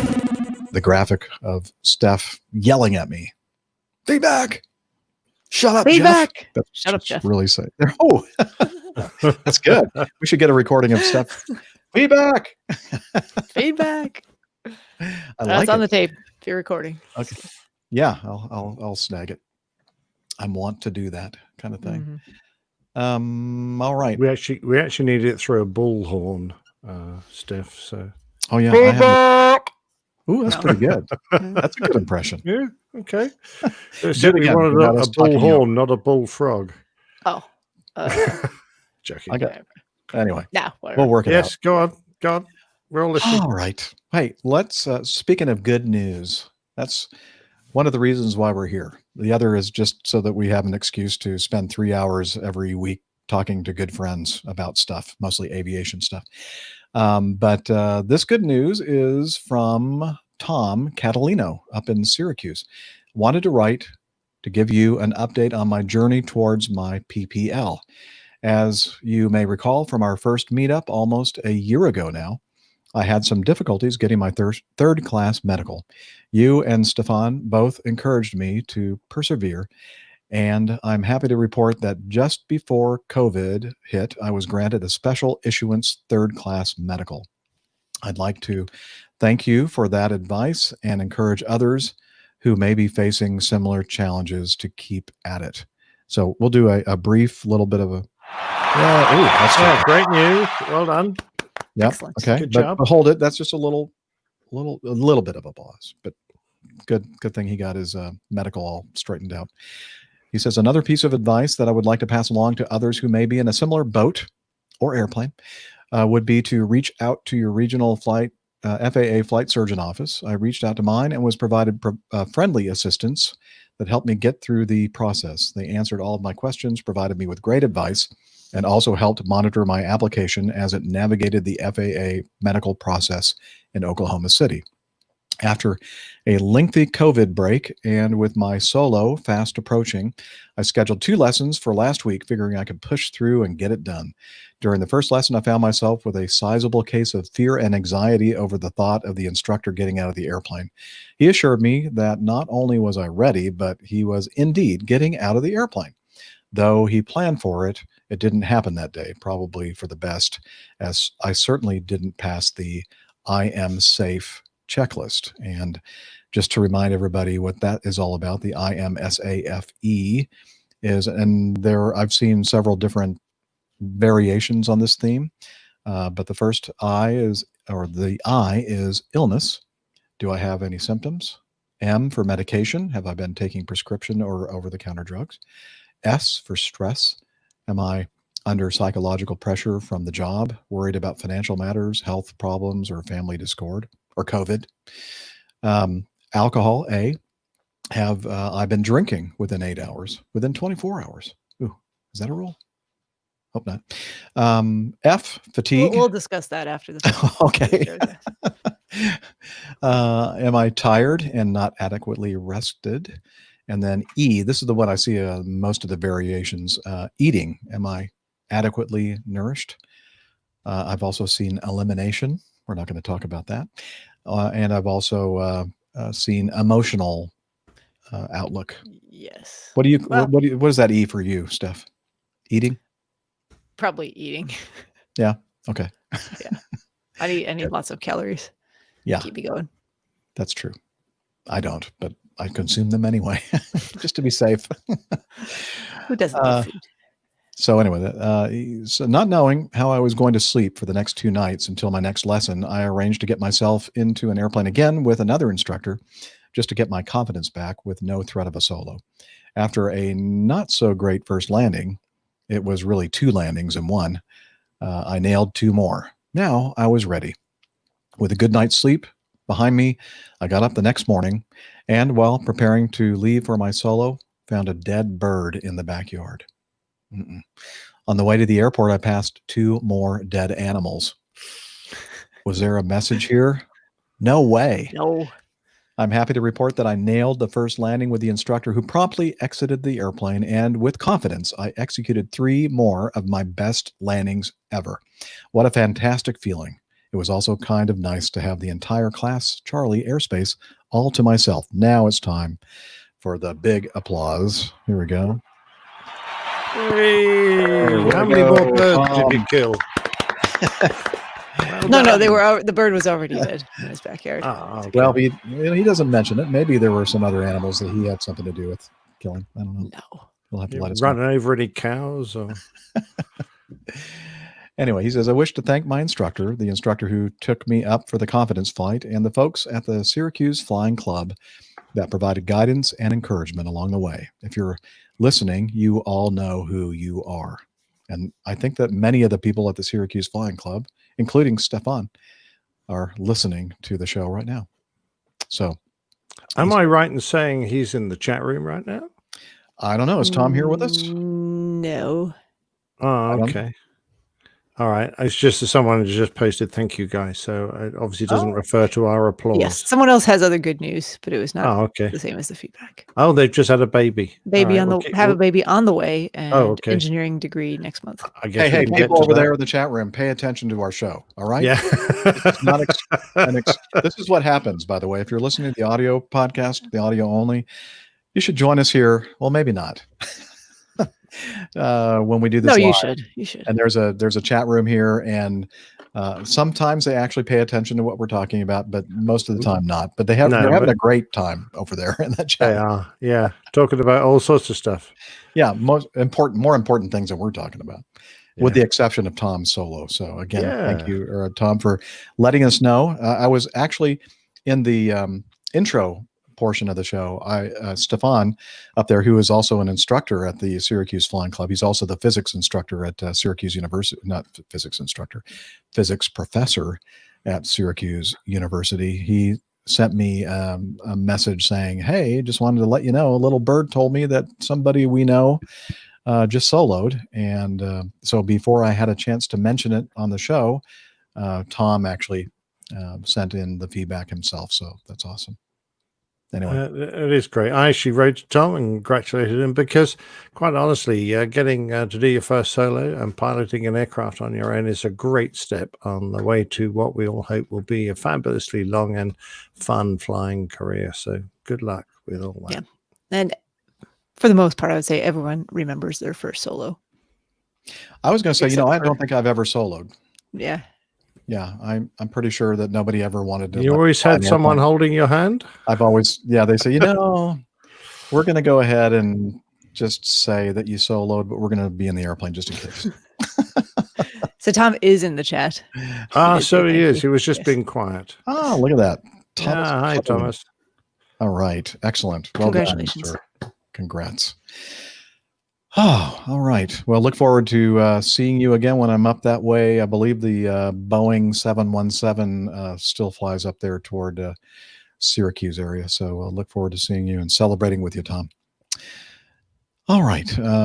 Second item in our feedback notebook is... This is my favorite. Oh, yeah. Can't wait for this. Oh, this is a good be one. good. Dave B. He says, hello, Captain Jeff and the entire APG crew. First-time caller, 3-year APG flight follower. I hope this message finds everyone well. I just came across this little nugget of pure gold, and he wasn't the only one that sent in this as well. We just chose Dave and wanted to share it, as I'm sure it'll dumbfound you all as much as it did me. I have to say, I concur with the thoughts of the voice that chimed in, the anonymous voice. The anonymous caller. Yeah, and you'll hear that right now at some point in this. And now let me set this up a little bit. The way it was presented on Bass Aviation on the video, they put what I'm going to play first kind of in the middle of it all. But I'm going to start off because chronologically speaking, this occurred the very first couple of exchanges on the audio tape about 7 minutes prior to the part of the tape that is a little interesting.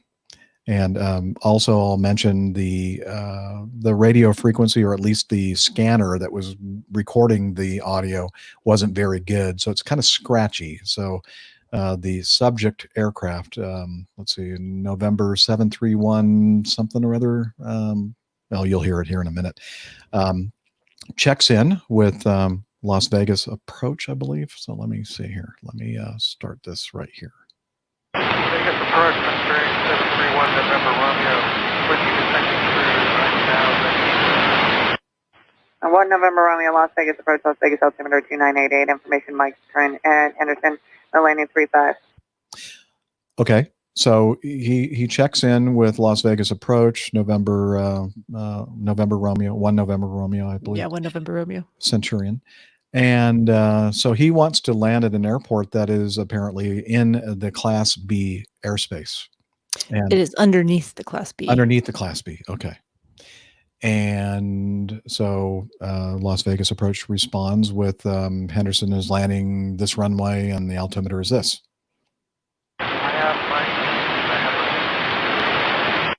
I don't understand that at all. I tried my best to figure out exactly what was said there. It was. Oh,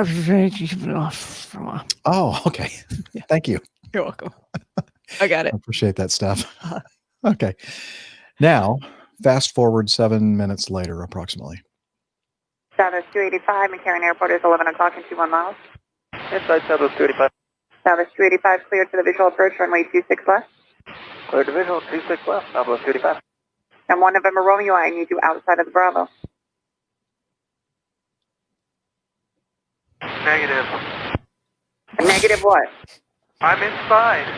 You were not given a clearance through the Bravo. 1 November Romeo, exit the Bravo immediately. I've been talking to you the whole time. That's the whole point of talking to you. You have to have a Bravo clearance. You have to request a Bravo clearance. The Bravo clearance about 50 miles ago. Nobody clears you through the Bravo but me. Then clear me through. No. Yes. You're an asshole. Excuse me, that is not appropriate language. Southwest 779 McCarran Airport is 11 o'clock and 23 miles. Inside Southwest 779. Southwest 779 cleared for the visual approach, runway 26 left. Clear visual 26 left, Southwest 779. Southwest 285, 170 or greater till 5 mile final. 170 or greater, you're 5 out, Southwest 285. And 1 Delta Alpha, contact LA Center on 134.65. Have a good day. 134.65, thanks for everything. 1 Delta Alpha. Las Vegas School Strike 551, 3000 information, pop up for northbound inside. Go Strike 55, Las Vegas approach, expect a visual approach, runway 12 right, Las Vegas altimeter is 29 or 87. 987 will expect to Gold Strike 55. Southwest 285, contact tower 1990. Have a great day. Over tower, good luck. Southwest 285. Southwest 779, traffic 12 o'clock, 4 miles. Is a Cessna Centurion descending out of 4,700 inside the Bravo without a clearance. Okay, we're looking Southwest 779. I've asked for a clearance multiple times. And November 1, November Romeo, I told you to remain outside the Bravo. 1 November Romeo, possible pilot deviation, advise you contact Las Vegas Possible. approach at, I'll give you the number when you're ready to copy. Not ready to copy, I'm flying. Southwest 779, contact tower 1990. Have a great day. 99, you too, thanks. 779. Number 855, copy. You're outside Las Vegas Bravo airspace. Contact LA Center on As you should be. 134.65. Have a great day. 134.6555, Papa. Gold Strike 55, fly heading 010, descend and maintain 10,000. Vectors for the visual approach. 010 down to 10,000, Gold Strike 55. And 1 November Romeo, Henderson Tower. Henderson Tower, 1 November Romeo. 725. He's copying down a phone number with Henderson. November 1 November Romeo Rudder and contact ground 127.8. And again, I don't know what happened, but from what you say, sorry for the service. Thank you. Sorry Calling for the ground. service. What has he got to apologize for? Well, I mean, he only heard that pilot's side of the story, but Yeah. even the way the inflection in his voice at the very end of it is like, sorry for the service. You know, Yeah, I think he knew he was, it's he was kind just of, trying yeah, to. kind of He was just trying to get the guy on the ground. Like, I've had enough of this too. I'm sure that this guy was warned by Las Vegas Approach Control what had happened. And wow. How does he think he can just by requesting a clearance, assume he's got it without being given one, and blast So through? the way it works for Bravo airspace is that you have to be given, if you're not on an IFR flight plan, you have to be given a specific clearance into the Bravo, that you have to hear the words cleared into the Bravo. It works differently with Class C and D airspace, Charlie and Delta. There you just have to establish two-way communication, unless you're told something different. But in the Bravo, you must hear you are cleared into the Bravo. So it happens where people either think they get their Bravo clearance and they don't. Yeah. It almost sounds, now maybe some of the radio transmissions we haven't heard. So I'm not sure we've heard everything. But you mean he's worse than that? Well, it's possible. Trying to understand exactly why he had the impression. That So, but it doesn't matter, but because any reasonable person who's told stay outside the Bravo, even if you thought you had a clearance, you're gonna go, oh, okay. Yeah. Turn around, descend, whatever it is you have to do to get out of that Bravo airspace. And I'm sure that that's what she said to him, except that we don't have that actual part of it. Yeah. clip of her saying that. So, as I said, there was a 7-minute period there that I don't know what happened. What the exchange was, but you can't make the assumption that just because somebody is talking to you means that you have that that clearance. You have not a for clearance. Bravo. Yeah.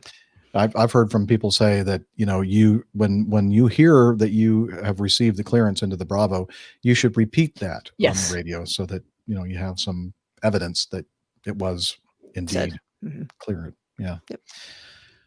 Wow. But just the attitude. It's the whole way he acted from that point on. Yeah. I mean, normal, responsible people don't act like that. No. It's Well, then like, clear me. Then clear me. No. Yes. Yes. No. Yes. Yes. No. What the hell? Heck, if you're getting a phone number to copy, you better copy it down as soon as they freaking give it to you. Nope.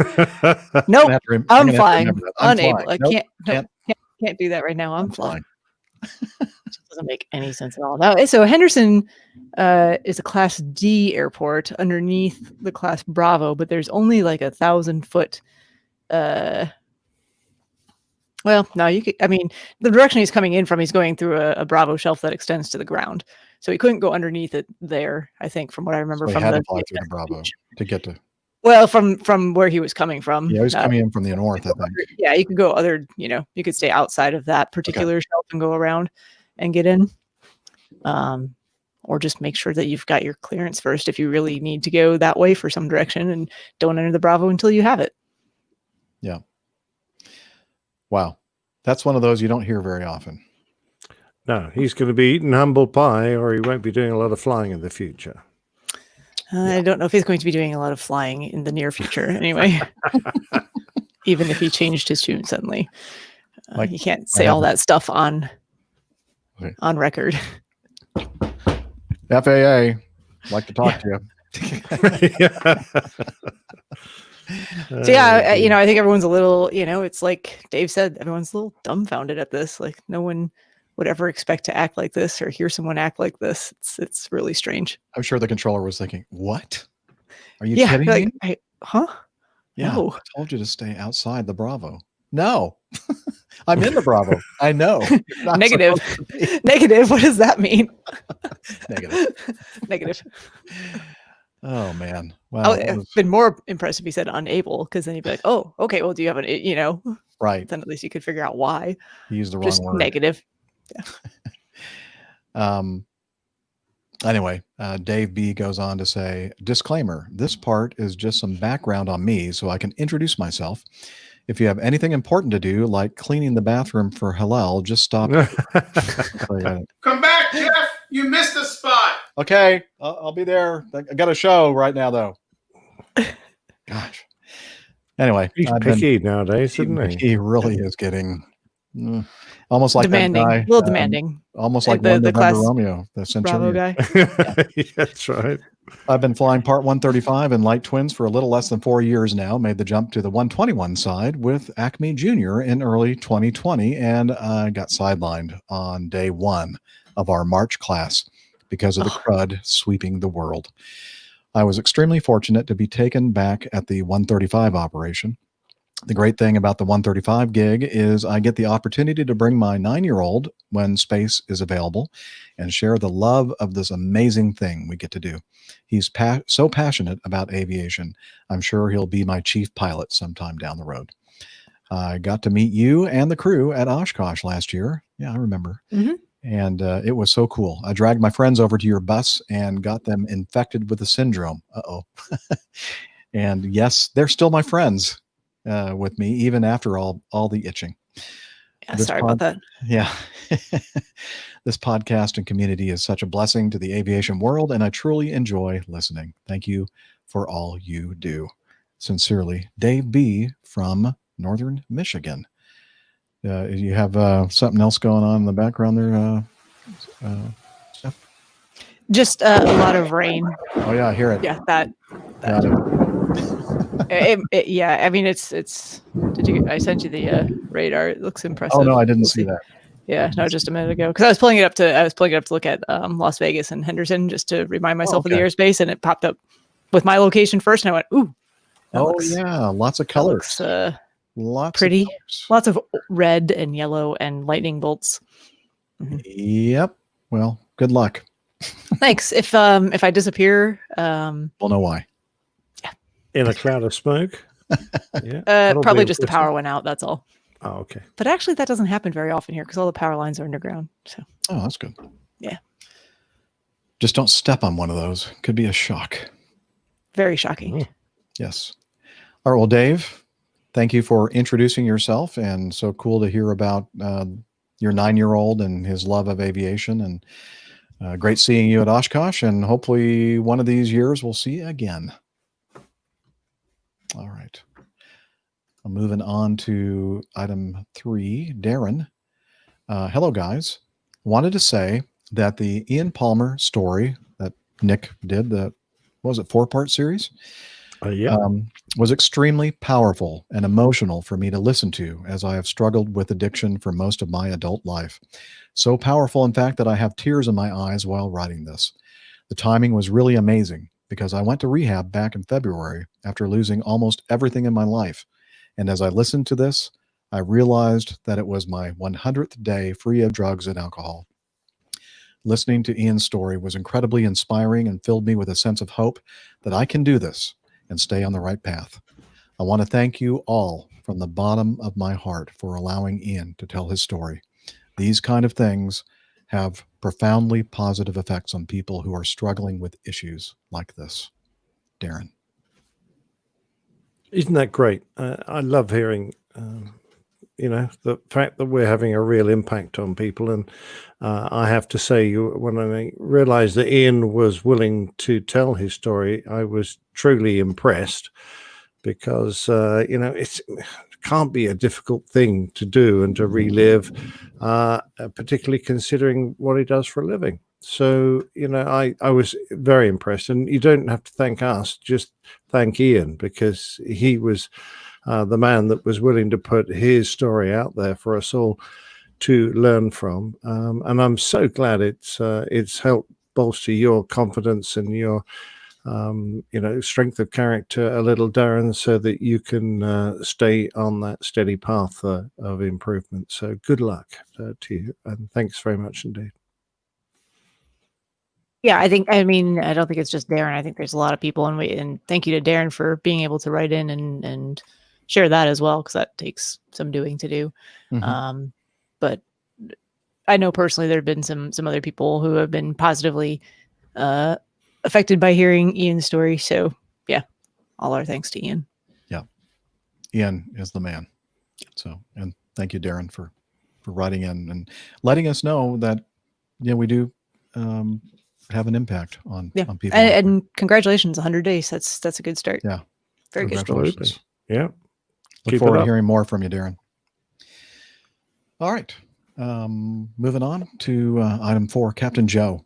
He says, "Dear APG pilots, my name is Captain Joe, and I live in the beautiful city of Berlin.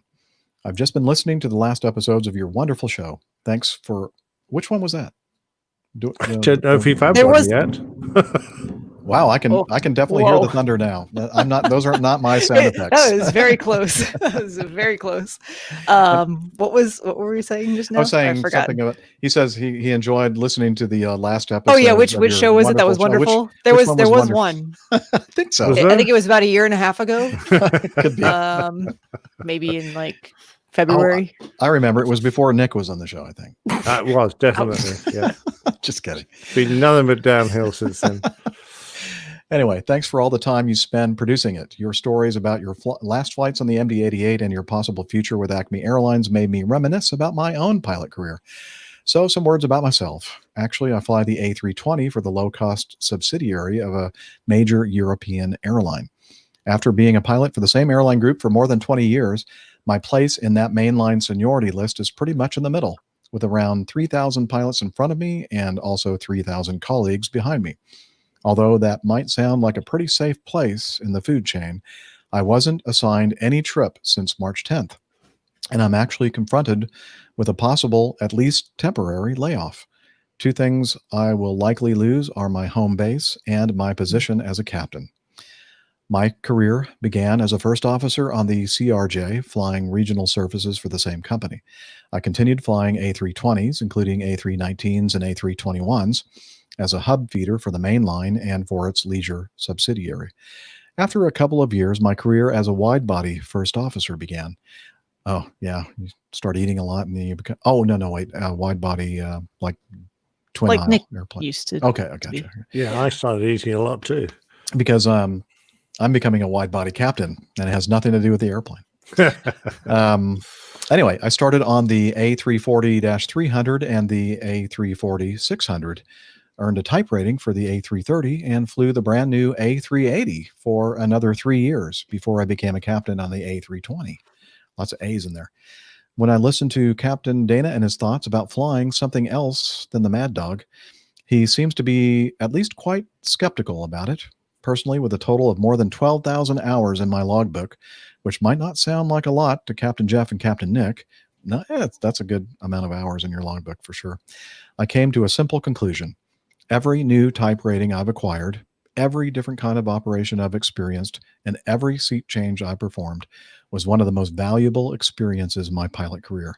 So don't be afraid to see something else. Be excited. Nevertheless, Captain Dana said he definitely does not want to commute. I couldn't agree more on that one. Good luck to all of you. I hope all of you will either enjoy the benefits of a retirement or spend many hours in the roomy and silent cockpit of a wonderful He put Airbus and then scratched through it. It was redacted. Aircraft. Yeah. Okay. Greetings, Captain Joe. P.S. As a compensation for my English language skills, I've just invited you for some beer via the Coffee Fund. Cheers. Well, thank you. Cheers. I still have a little bit of my emotional support. Definitely, beer, cheers. remaining. Although your English Cheers. language skills are probably better than a lot of the English. Yeah, you don't have anything to worry about with your English language. At least your written skills, Captain Joe, is perfectly fine. Absolutely, and I have to tell you, so many times, native English speakers send us feedback, and I go through and I just can't help myself. I end up correcting all the errors and everything, and then all the I didn't have to grammatical touch issues. his. Yeah, this is perfect. All the wrong there, to, your, Perfect. yours. Punctuation, everything. Mhm. Now, don't let that intimidate you, dear listener. That's okay. We can figure it out usually.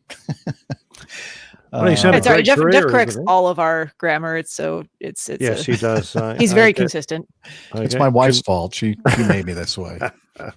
I get continually reminded about the spelling of loose and Loose lose. and lose. Mhm. Yeah. He still hasn't figured it out. No, I it's wrong every time, but In it's fact, part of I've Nick's charm. decided now that I'm deliberately going to do it wrong. I every figured time. that was the case.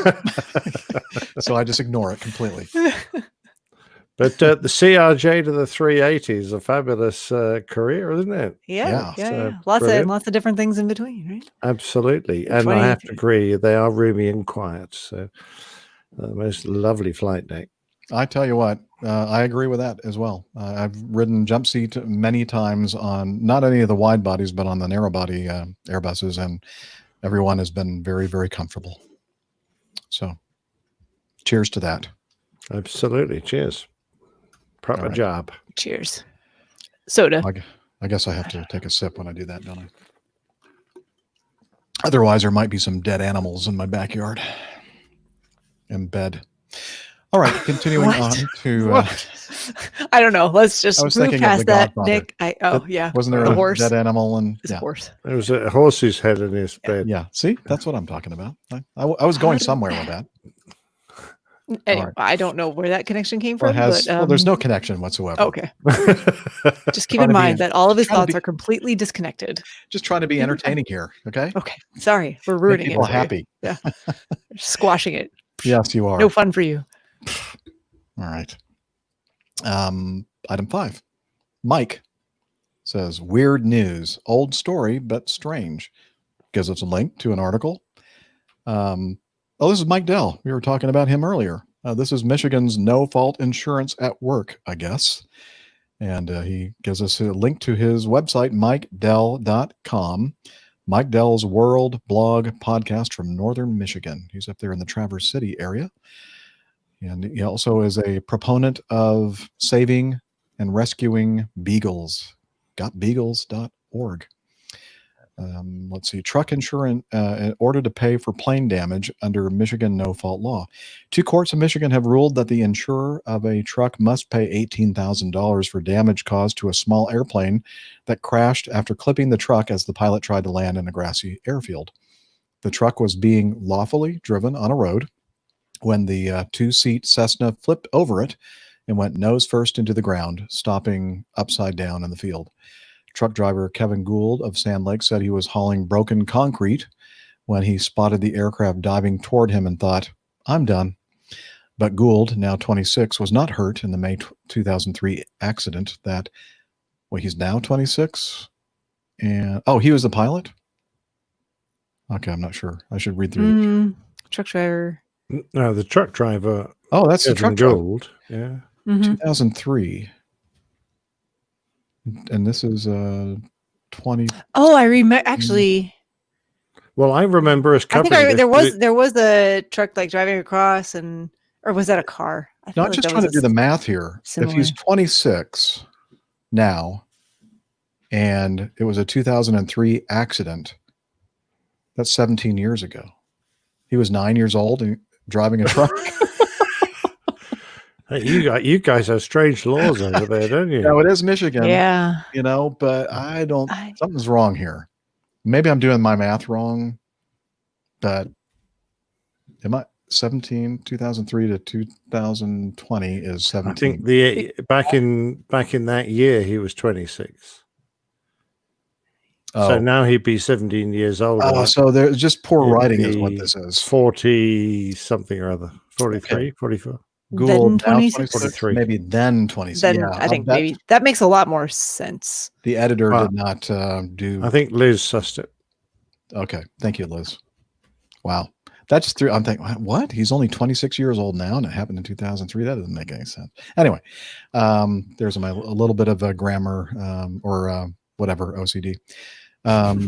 It happened outside of Cedar Springs. Jackson pilot Richard DeDraw, now 64, and really, who knows exactly how old he is now, and his passenger. I mean, either he's 80 something.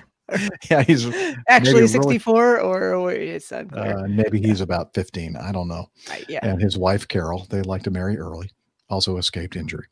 Dean Wall, founder of Dean's Landscaping in Sand Lake, and the truck's owner said he got a letter from the DeGraws a few weeks after the crash. It said a claim was being made against his insurance company seeking payment for the damage to the plane, which is obviously the truck driver's fault, which was built in 1974 and totaled in the crash. I think it's absolutely absurd and asinine, Wall told the Grand Rapids Press for a story published Monday. It's unbelievable. His insurer, Cincinnati Insurance, ended up being sued for the plane damage in Rockford District Court. Yeah, so this is crazy. You're right, Mike. I mean, what kind of liability? The truck was driving lawfully on a road. Yeah. Well, he shouldn't have been. Well, not right there, obviously, because the aircraft was not. going to be there. Yeah. He should have known that. I mean, I've seen roads where there are traffic signals that make you stop when there's an aircraft in finals, if there's a possible confliction. But if that wasn't the case, and it's the aircraft's job to get out of his way, I don't understand. How? Oh, you know what? I think occasionally I do. I just looked at Mike says it was an old article or an old news story. And then I looked at the link, and I believe this probably happened in 2005. This article was written in 2005. So that means that Gould was 24 at the time, the truck driver. So that makes sense. I'm feeling that makes better. Okay. Whew. We figured out our math problems. And Mike Dell has been sitting on this story for 15 years. 15 years. Mike, come on, man. Get with the times, all right? I mean, next week we might get one that's like from 14 years ago. So we were getting. This is what Mike likes to do, though. He likes to go and read old news articles from back in 2005. He's not very busy. Just kidding, Mike. All right. Thank you for setting that in. That is weird. Lance writes, listening to the last episode about the Chinese crew that had the window event occur that resulted in the co-pilot almost getting sucked out. Side note, I'm not one to pick sides in the Boeing versus Airbus debate. I love the 757 and 747, but I also love the A340 and think the A350 might be the best looking airliner ever made. Should Airbus reconsider the whole side stick thing? Hear me out. What would have happened if debris strikes the captain in his left arm that renders it useless? The co-pilot is passed out, the autopilot controls have been destroyed, and now the captain has no way to reach the side stick. On the same situation, if the control column is centered, he can still take control with his right arm. Along the same line of thinking, he would be able to reach for a mask with his left hand if the control column is centered. I realize they probably don't plan for this type of freak event to happen, but it was very close to playing out in this situation. Just a thought. Hope you guys and gals are enjoying the sun shining, beer drinking, lake cruising, COVID dodging summer. Cheers, Lance. So what do you think, Nick? Do you think he has a point? Well, I think you can probably imagine almost any scenario where if you disable a pilot, he may not be able to reach some controls. But I did answer him and reminded him of BA flight 5390, the BA C-111. This is many years ago, where the window in front of the captain, the windshield, had been refitted with the wrong diameter head screws. It was either they were too short or the wrong diameter, and it blew out in flight, and the captain was sucked out of his seat out through the hole. That would make a good plane tail. Yes, it did. Sounds familiar. And as he got pulled out, of course, he forced the control column, the yoke in front of him, fully forward, and the first officer could barely stop the aircraft from crashing from the subsequent dive. So I was saying to him, well, it doesn't really matter what configuration the controls are. It depends, what's going to happen. Anything could be the wrong one, or some things could be the right one. If that had been a side-stick aircraft, that wouldn't have happened. So, That's one of those things, and one of the main reasons why most of us, or if not all of us here on the show, say it's not a good idea to take humans out of the cockpit, because you cannot ever come up with every possible scenario that might happen in an airplane, and it's always best to have a human somewhere on the airplane to use the human brain to kind of come up with a solution to the situation. And it doesn't always work out that way, but there have been many instances when we have been able to work a solution that was never what's the word? Anticipated. That's not the one I was looking for, but that'll work. So imagined or whatever. Yeah. Imagined. Yeah. So, yeah, I mean, in this case, yeah. Oh yeah. If they had a yoke, then maybe this wouldn't have happened. But as just Captain Nick just mentioned, well, it didn't make any difference in the BA C-111 BA incident, flight 5390. So, which actually, that plane tale, if you're interested in listening to that story, is called "I Think He Is Dead," and you can find it, of course, on the plane tale page on the website. But it appeared on APG 248, so some time ago now. All right, and and by the way, sorry, Jeff. I was just going to mention that when we consider emergencies on an airliner, we don't usually consider compound emergencies. You've got a likelihood of a certain emergency happening. The fact that if you continue build up on emergencies, so you lose a hydraulic failure, and then you lose this electric system, and then you lose this engine, 3 emergencies all combined to give this effect. The airline industry has such a good safety record when it comes to individual components that we don't usually consider the effects of multiple upon multiple emergencies on the safety of the aircraft, because there's only a certain level of safety you can go to, and then it becomes ridiculous. You just can't build a machine that meets safety requirements for multiple emergencies, all happening simultaneously, and all the potential to bring an aircraft down. So if you're saying, well, yes, you could have an incapacitated first officer, and the captain could have an injured arm, and the autopilot controls are all out, that it would be considered a multiple emergency event, and no aircraft is designed to be able to withstand that kind of situation.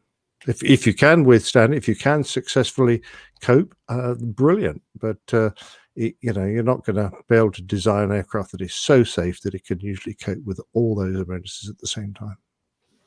That is true. Oh, that's true. We will have a link to that wonderful plane tale in the show notes. Oh, thank you. Yeah, that was a very, very good one. One of my favorites. Yeah. Very compelling. All right. Thank you, Lance, for your feedback. Let's go on with 7, Texas and LaShock. Greetings, Captain Jeff and APG crew. Miami Rick's comment about the flying 747 aircraft carrier reminded me of a video from Channel Mustard, which I've referenced before, about that very subject. And the video is the Air Force's crazy 747 aircraft carrier concept. And we'll put a link to that in the show notes if you want to watch it. As for the Laser 747, that was the YAL-1, a 747-400F freighter, modified with a laser emitter in the nose. It was eventually decommissioned in 2011 and then scrapped 3 years later.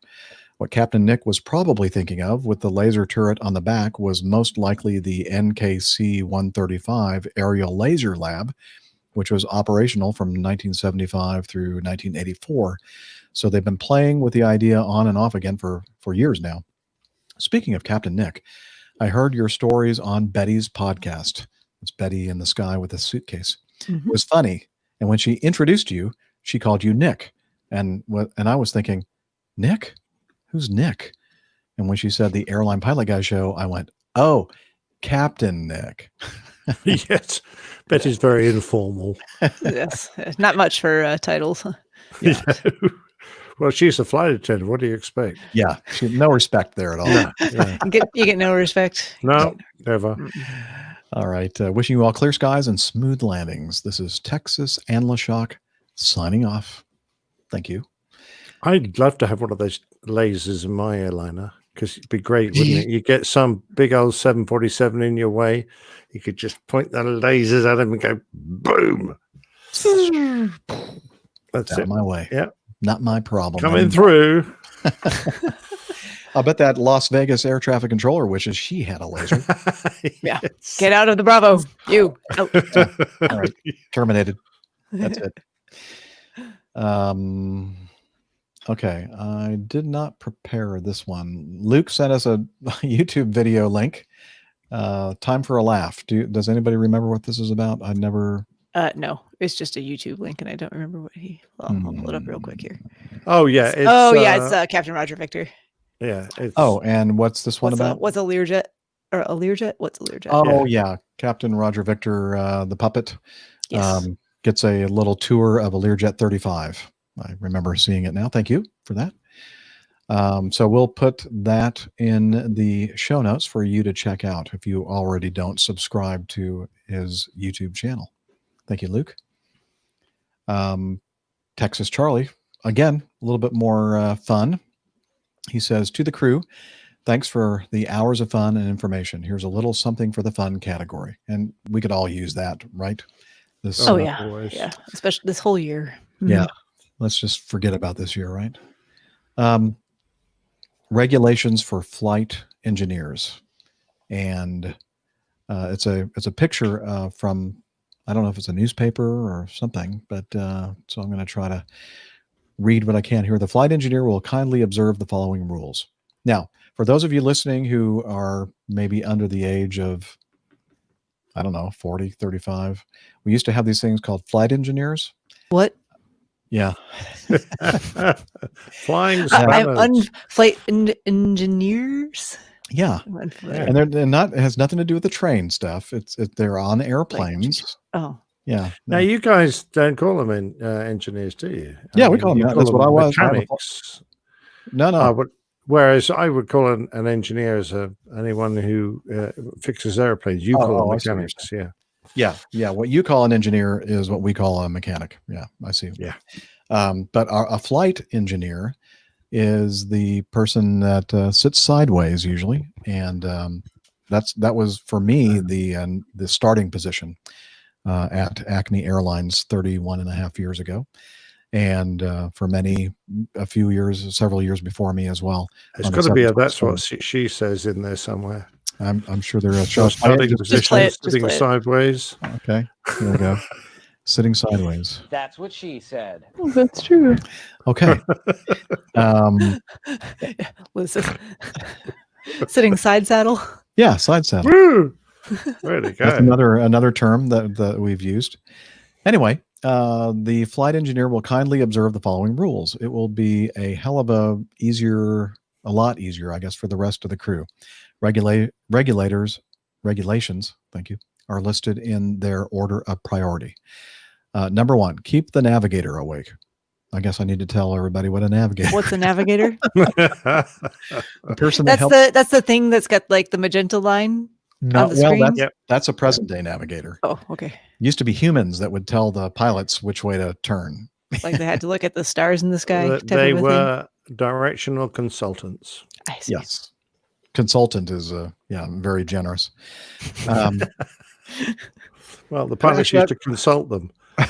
Insult. Yes. I actually have never flown with a navigator. Now the C-141 Starlifter that I was flying in the Air Force did have a navigator position, but that was only when they were performing at the time that I was flying at airdrop kind of missions where people were jumping out of a perfectly good airplane. But all the missions that I was performing at the time were air land, so we didn't have a reason because we had inertial reference units that replaced the navigator for those missions. Anywho, so number one, if you have a navigator, keep him awake. Keep him or her awake, I should say. Don't get smart with the crew. Remember, your pilot is still learning to fly, and he is more scared than you are. Wake up the navigator. Number 3. Oh, I guess it's very important in this that the navigator stays awake. Number 4, don't ask embarrassing questions of the crew, such as A, where are we? B, where are we going? C, what time will we land? D, what type of Soviet fighter is that outside my window? Very embarrassing. Don't ask those questions. Yeah, I see the screen behind me. I'm trying to do this without Multitasking, stopping, but I cannot do it. So here, let me pause. Put something there. Dun, dun, dun, dun, dun, dun, dun. There we go. Oh, nice one. That'll work. Thanks for noticing, big guy. Let's see. 5, tell jokes, but don't interrupt the radio programs. Make coffee and give a cup to the navigator to help him keep his eyes open. Does the navigator have narcolepsy? Apparently the The navigator. narcoleptic navigator. Navigators are pretty much always Well, sick, they're being so overutilized that apparently. Speaking of, there's a thing called a sextant that's you may have read about in history books. They actually used to use them in airplanes too. There was an opening, usually at the in somewhere on the roof of the, which makes sense because that's where the stars would be. That's what you'd be shooting the sextant at. Let's see, don't use the relief tube. Use the sextant opening. Oh, okay. That's not Which a good idea. sounds like a difficult task, actually. Mhm. Yeah, you'd have to kind of do some I mean, some gymnastics. Yeah. Well, either that or a very strong bladder. Powerful stream. Yes, Wow. yes. Very impressive. A lot of Yeah. Valsalva pressure. Yeah, Yeah, exactly. exactly right. Here's the next one. You just woke up the navigator. Don't ask for the comic book from the Reverend Sir in the front seat until he has finished it. Where are your manners? The next one. If the left engine falls off, discuss it quietly with the navigator before telling the pilot. You might scare him.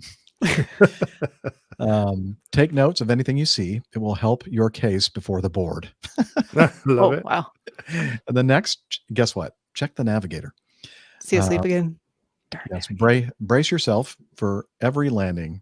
You could get airsick after the first bounce. When leaving the aircraft, bow to the east in Thanksgiving. And then finally, go back and wake up the navigator. That's funny. Poor navigator. Poor navigator. think, Wow. Jim is going to like this one a lot. Is Jim and then Mike Dell Mike and Dell. several other people are going to take offense to this, but they're probably saying to themselves, we're used to it. You can send your pleasure or displeasure regarding this feedback to who wrote this? Tom Boyle? Well, Texas Yeah, they Charlie use is the that- author Texas of Charlie the sent piece it of in. paper, but Yeah. Texas Yes, Charlie. but Texas Charlie, and you could just send it to I'm offended at Airline Pilot Guide. Yeah, that's right. Goes straight to the junk If mail. it bounces back, don't be surprised it's meant to do that. No, I'm sure it works, Nick. Come on. It really does work. Somebody test that. I don't know. Anyway, well, you know what time it is? It's time for the best part of the show. And of course, that means it's the plain tale time. And this week's installment is entitled Life's Too Short.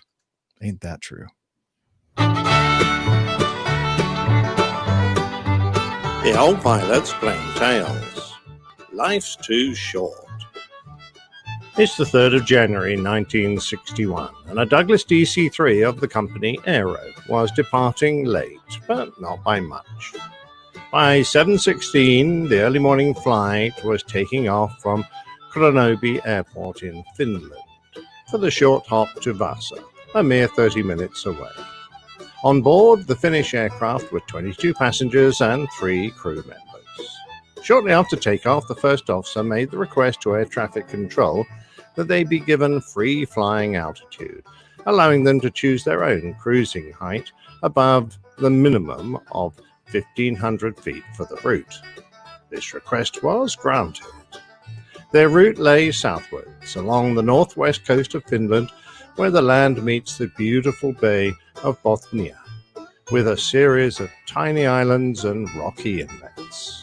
As they approached their destination, they would fly over the Kavakan archipelago, shaped by millennia of glaciation, leaving beautiful hilly scenery with high islands, steep shores, smooth cliffs, and deep inlets, now a World Heritage Site. The last radio transmission heard from Flight 311 occurred when they confirmed the weather report for Vasa Airport, which showed that the airfield had a visibility of 10 kilometers and overcast cloud at 800 feet. There are also reports of radiation fog in the area. They advised that they would soon be at the SEPA NDB beacon, about 25 miles from the airport.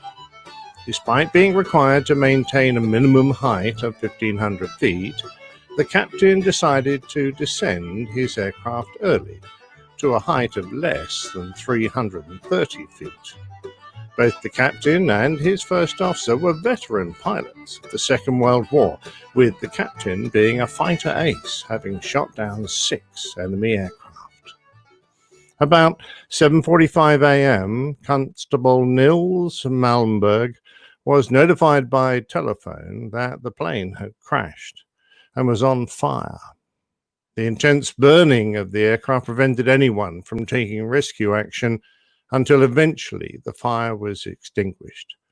By then it was too late to render assistance to any possible survivors, and all 25 occupants were declared dead.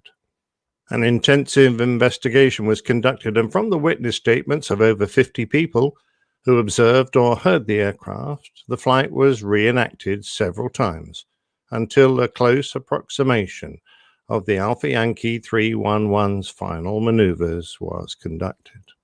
It appeared that the route was flown below the minimum altitude specified, and that the wrong flight altitude was reported by radio. The reason for flying low may initially have been caused by low cloud, as some had been reported at 1,300 feet, and that there may have been a slight ice formation when flying in the cloud. On the other hand, the investigators could find no objective reason for continuing the flight at an even lower level, which was also demonstrated by the fact that the plane was reported at the wrong flight altitude. It was therefore clear that during the flight in question, there was an intentional and unjustified breach of the rules by flying at too low an altitude. The final maneuver that led to the crash of Flight 311 was a hard left turn flown at below 150 feet. In the turn, the aircraft slowed sufficiently for the wings to stall, and despite trying to correct the situation by applying full engine power, this was insufficient to prevent the aircraft from entering a spin and hitting the ground in an extreme attitude. The aircraft was completely destroyed by the impact and the subsequent fire. The official inquiry concluded that the aircraft had been airworthy and that the probable cause of the accident was pilot error. However, there was a contributory cause that we can look at in a moment. JAL 8054 was a cargo flight that took to the air 16 years after that of Aero 311. A large 4-engine jet, the DC-8 was carrying a load of live cattle to Tokyo from Grant County Airport in the state of Washington via Anchorage.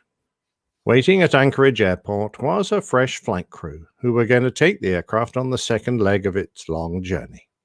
The captain was American and his first officer and flight engineer were Japanese, but this wasn't an unusual situation at the time, since JAL was expanding rapidly and didn't have enough experienced pilots to captain all its aircraft. The crew of 3 with the 2 animal handlers took over the aircraft for an early morning departure, and just over an hour later they took off for the flight to Japan. However, some ice had been noticed around the engine inlets by the contract maintenance crew, advised the JAL engineers that the crew should try to get rid of it using engine anti-ice. Conditions at Anchorage were also likely to cause significant rime ice and possibly some clear ice, but no de-icing was requested. The captain made several mistakes during the pre-flight period and taxi out, but his greatest error was during takeoff, when he rotated the aircraft higher than the normal target angle, which resulted in slower than normal acceleration to the V2 speed. This was accompanied by the sound of buffeting, and with no attempt made to lower the nose, the aircraft began to stall. The DC-8 only reached an altitude of 160 feet before the steep attitude of 18 degrees and the climb reversed into a descent.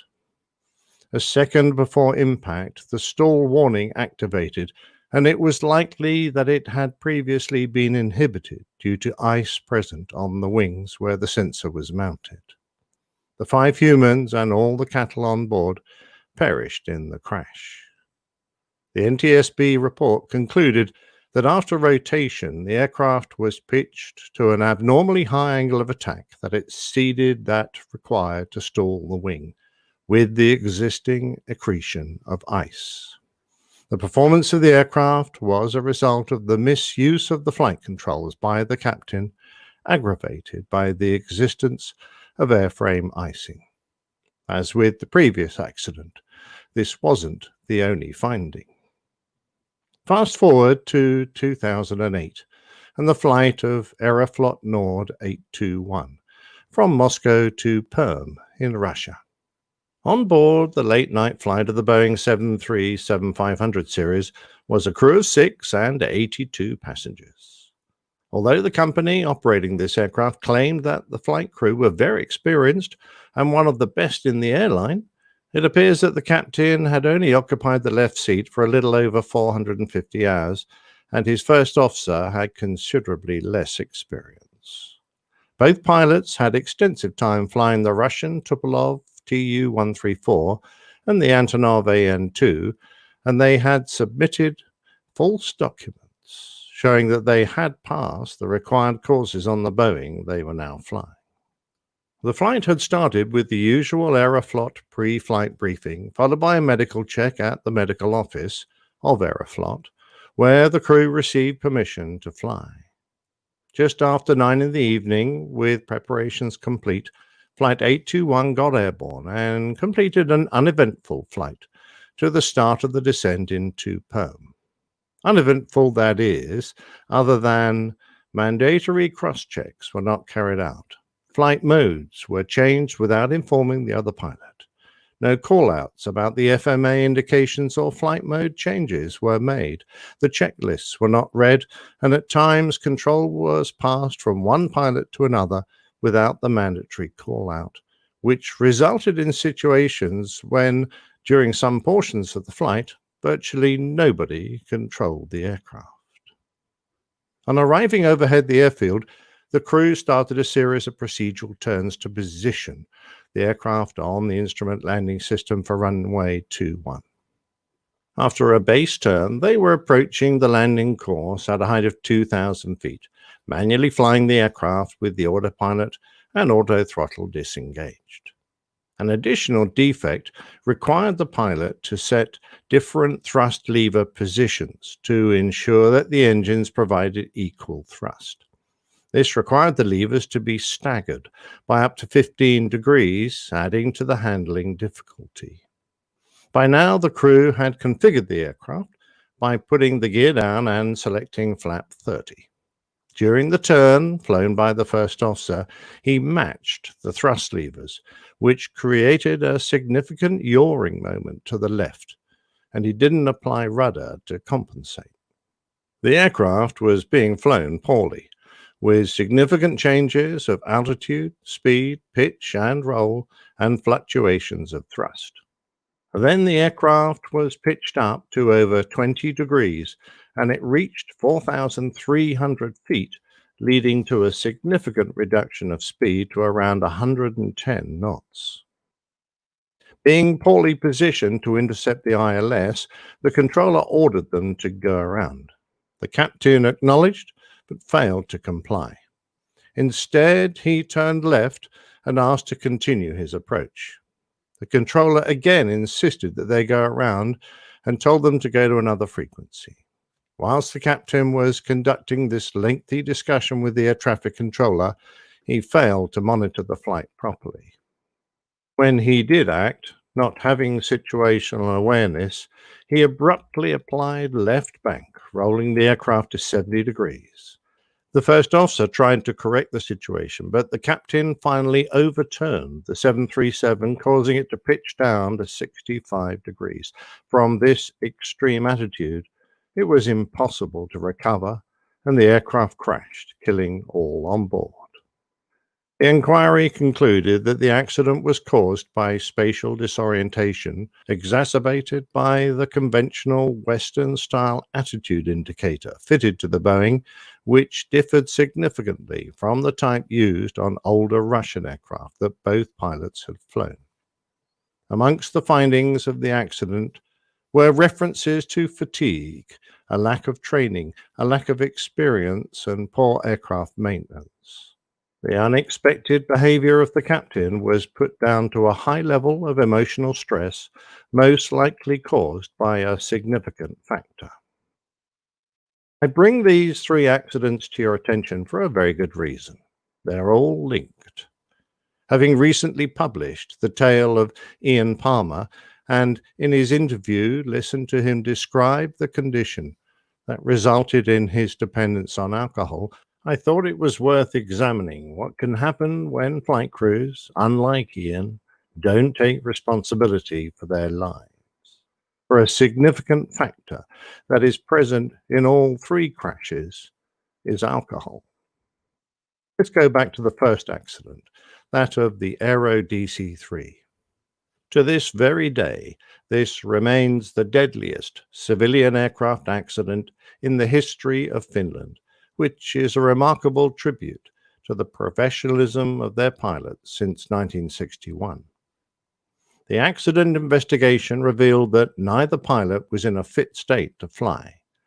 The captain, for example, had a blood alcohol content of 0.2, and his first officer a little less, but still more than twice the normally accepted level today for driving a car. The previous evening they had been drinking heavily, consuming with one another 16 bottles of beer, 7 gin grogs, and cognac. They finished up at 2 in the morning and were probably awake 4 hours later to go to the airport.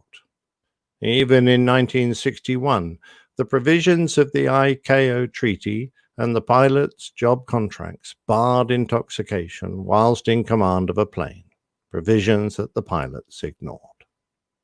Of the JAL DC-8 crew, only the captain had been drinking the night before, but when he reported for duty the next day, it was obvious to several people that something was wrong. Witnesses reported that his face was red, his eyes glassy, and his speech disjointed and slurred. He had difficulty getting out of his taxi and was obviously having trouble staying on his feet. His cab driver was so concerned that he called his office, who in turn contacted the JAL control room. The agent who took the call promised to look into it, but by the time he informed his manager, the flight was already taxiing out. The Japanese first officer and flight engineer were obviously witnesses to the captain's behavior, his lack of motor skills, and the errors that he made.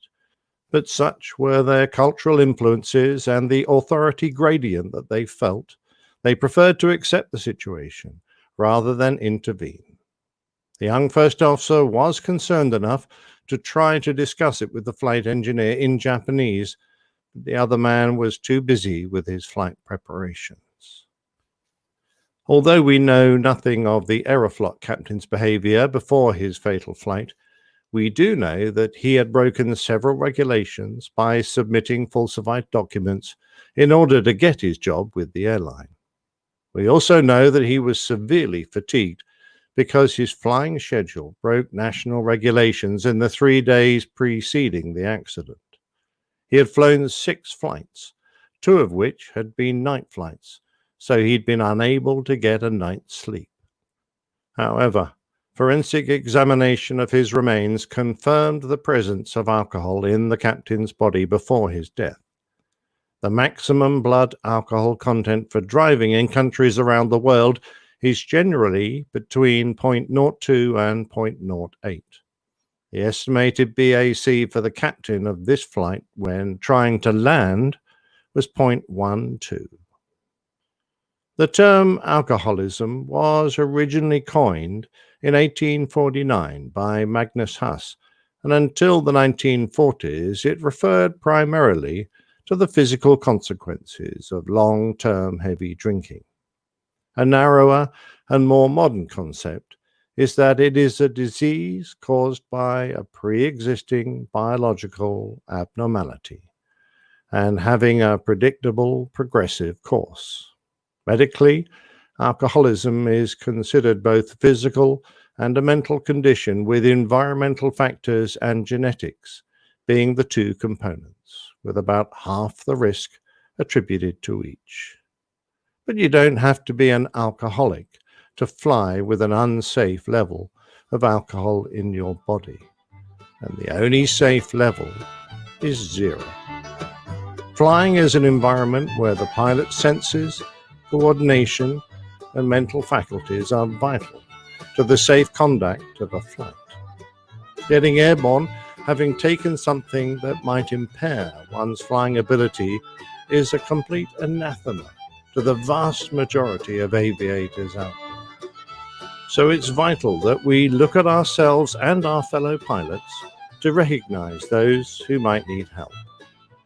The comradeship of flying communities, whether they be your friends at the local flying club or getting together with your airline crew, commonly revolves around having a drink or 2, which is fine.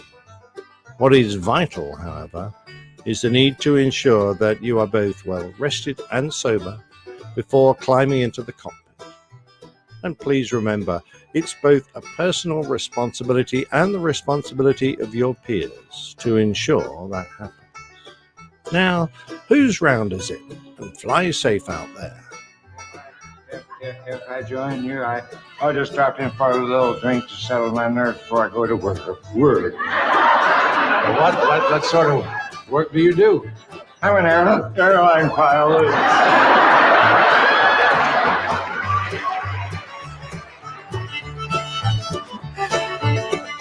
I think I'm going to send an email to I'm offended at airline.com for that last one. Absolutely, quite right. Yes. Yeah. That was great. Well, Well I thought done. it was almost the last one I'm going to do on alcohol. Well, Almost. yeah, there is one more I'm aware of. There is one more because we have to acknowledge the fact that whilst we understand it's not appropriate to mix flying and alcohol, there is quite a tradition amongst airline crews, pilots, military people the world over to have a few beers after a flight in their favorite watering hole. And the next plain tale will cover some of those watering holes. I can't wait. It's gonna be fun. Absolutely. A positive spin on things. Yeah. Yes. Yeah. Yes. The other Well, side of mostly. the coin. Yeah, exactly. Yes. I think Mostly positive. Yeah. No, that was very good. Thank you again for all the hard work you put into those. Even though it doesn't sound like you do sometimes, but thank you for. No, I'm just kidding. It always sounds like you do. Always does. I'm glad I got a snort out of you on that one. Yeah, you certainly did, sir. You know, when I was listening to the Plain Tale, sometimes I get a chance to listen to them beforehand, before the show, because then that gives me an opportunity to do some other things while it's playing. And I didn't think that I'd listen to this one, but then I kept thinking every story you kept talking about, thinking, well, I kind of remember you talking about this before. And kind of did some quick notes in the background. Wasn't this one supposed to be this other Plain Tale? And I went, no, Jeff. Well, I guess it's been so long since we've done a show that I just thought we'd already done that one. So yes, this one was already in the can a good week ago. Okay, that makes sense. So here's the deal. We have, I don't know, something under an hour remaining in the show. And I'm thinking, so as to not make it too long, because we're going to be adding Miami Rick later on this evening. I'm wondering if it might be you know how he goes on. I know. I mean, I should have left a couple of hours. Yeah. Cut us off after an hour. Just well, you might get through one piece of feedback. Maybe. Well, we'll make it a good one. Yes. Yeah. So is there anything here in the feedback? I mean, the nice thing about it is that we can, even if it's a really, really great feedback that we haven't gotten to yet, we can always move it to the next one, and that'll make Liz happy. So why don't we go ahead and end the first part of the podcast right now, unless there's something you were just dying to cover before we stop. Well, it's just that we talked about Finland a little bit in this. Yeah, we should do that. Good call. We did get number 12. I thought perhaps that won't take long. All right, so let me do this. Let me share the screen, and so we can see the subject of this particular feedback. Here we go. Greetings from Finland. APG 430 in my ears and a mediocre Australian bulk beer in my hand. What could be worse? This is on our Facebook page, and this guy, I told we several of us replied to. His name is Iro Lasco, and that's interesting. I wonder if there's a mesh Wi-Fi system that is sold here in the U.S. called an Eero. In fact, I have one right here in my basement, and I'm wondering if that has anything to do with this guy's, because it's spelled exactly the same way. Interesting. Do you think he's the CEO of this company and he's just having a maybe he is. off? Maybe. Yeah. Anyway, great picture of Iro Lasco in Finland on a hammock, enjoying the Fosters and wearing the same T-shirt that I'm wearing. Same color and everything. Wow, look at that. fantastic! I didn't even realize it. I did not plan that, actually. And being a Nielsen, you're also Scandinavian. I am Scandinavian, sort of. Exactly right, like him. Yeah. Well, I don't know if Finland's considered Scandinavian. I don't know. I don't know what all the rules are. No, or as we used to say, Scandahooligan. Anyway, so what's cool about this is, and we were all excited when we found we got a message from somebody in Finland, is that the reach of the show is truly all around the world. It's a global phenomenon, or a global problematic thing. Maybe that's a global phenomenon. Delinquency. Yeah, a global something. Pariah. What? A global pandemic. Yes, there you go. That's a different thing. Anyway, so thank you, Iro, for sending in the feedback, and great to know that we have folks listening to us from all. Now, he did have to run everything through a translator, and he says he really has no idea what we're saying because he doesn't speak English. Maybe that's why he's enjoying the show. Well, actually, when your phone goes to iOS 14, there's supposed to be an on-the-spot translator that'll do it for you. Yeah. Excellent.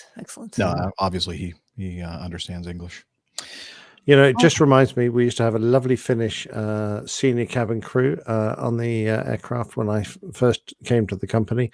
And whenever we did a Tokyo flight and we were going to go over Finland, she would always rush up to the flight deck and gaze down at her country. Beautiful it is. And she would, burst into tears because she would go, "This is my home. I haven't seen it for ages." And She used to get very emotional. Very, she'd love her country. Very cool. Well, speaking of finish, Haha. it is time Very for us good. to finish the first part of APGA 431. So I'm going to have Steph. Are you going to be back with us later on? Yeah, I think so. I got. I'm gonna start some laundry and do some adulting things, and just let me know when you're ready to go. All right. Be around. Can we watch the adulting things? Ooh, yeah, that'll be. No, just things that Where is adults your have mind? to do, Where is like your mind? laundry and cleaning, and get ready for work on a Monday. Work coming up. Work. Schedule. So, Nick, I'm going to have you say, do your goodbye so I can put it at the end of the show. All right. Bye, everybody. Perfect. Au revoir. All right. Well, So thanks, long. everybody. Cheers. In the Thanks chat. for coming. If you're going to join us later on, just look for something in the social meds, and we'll see you later. If not, we'll see you next week. Thanks for all the fish. Indeed. See you in a few. Bye-bye.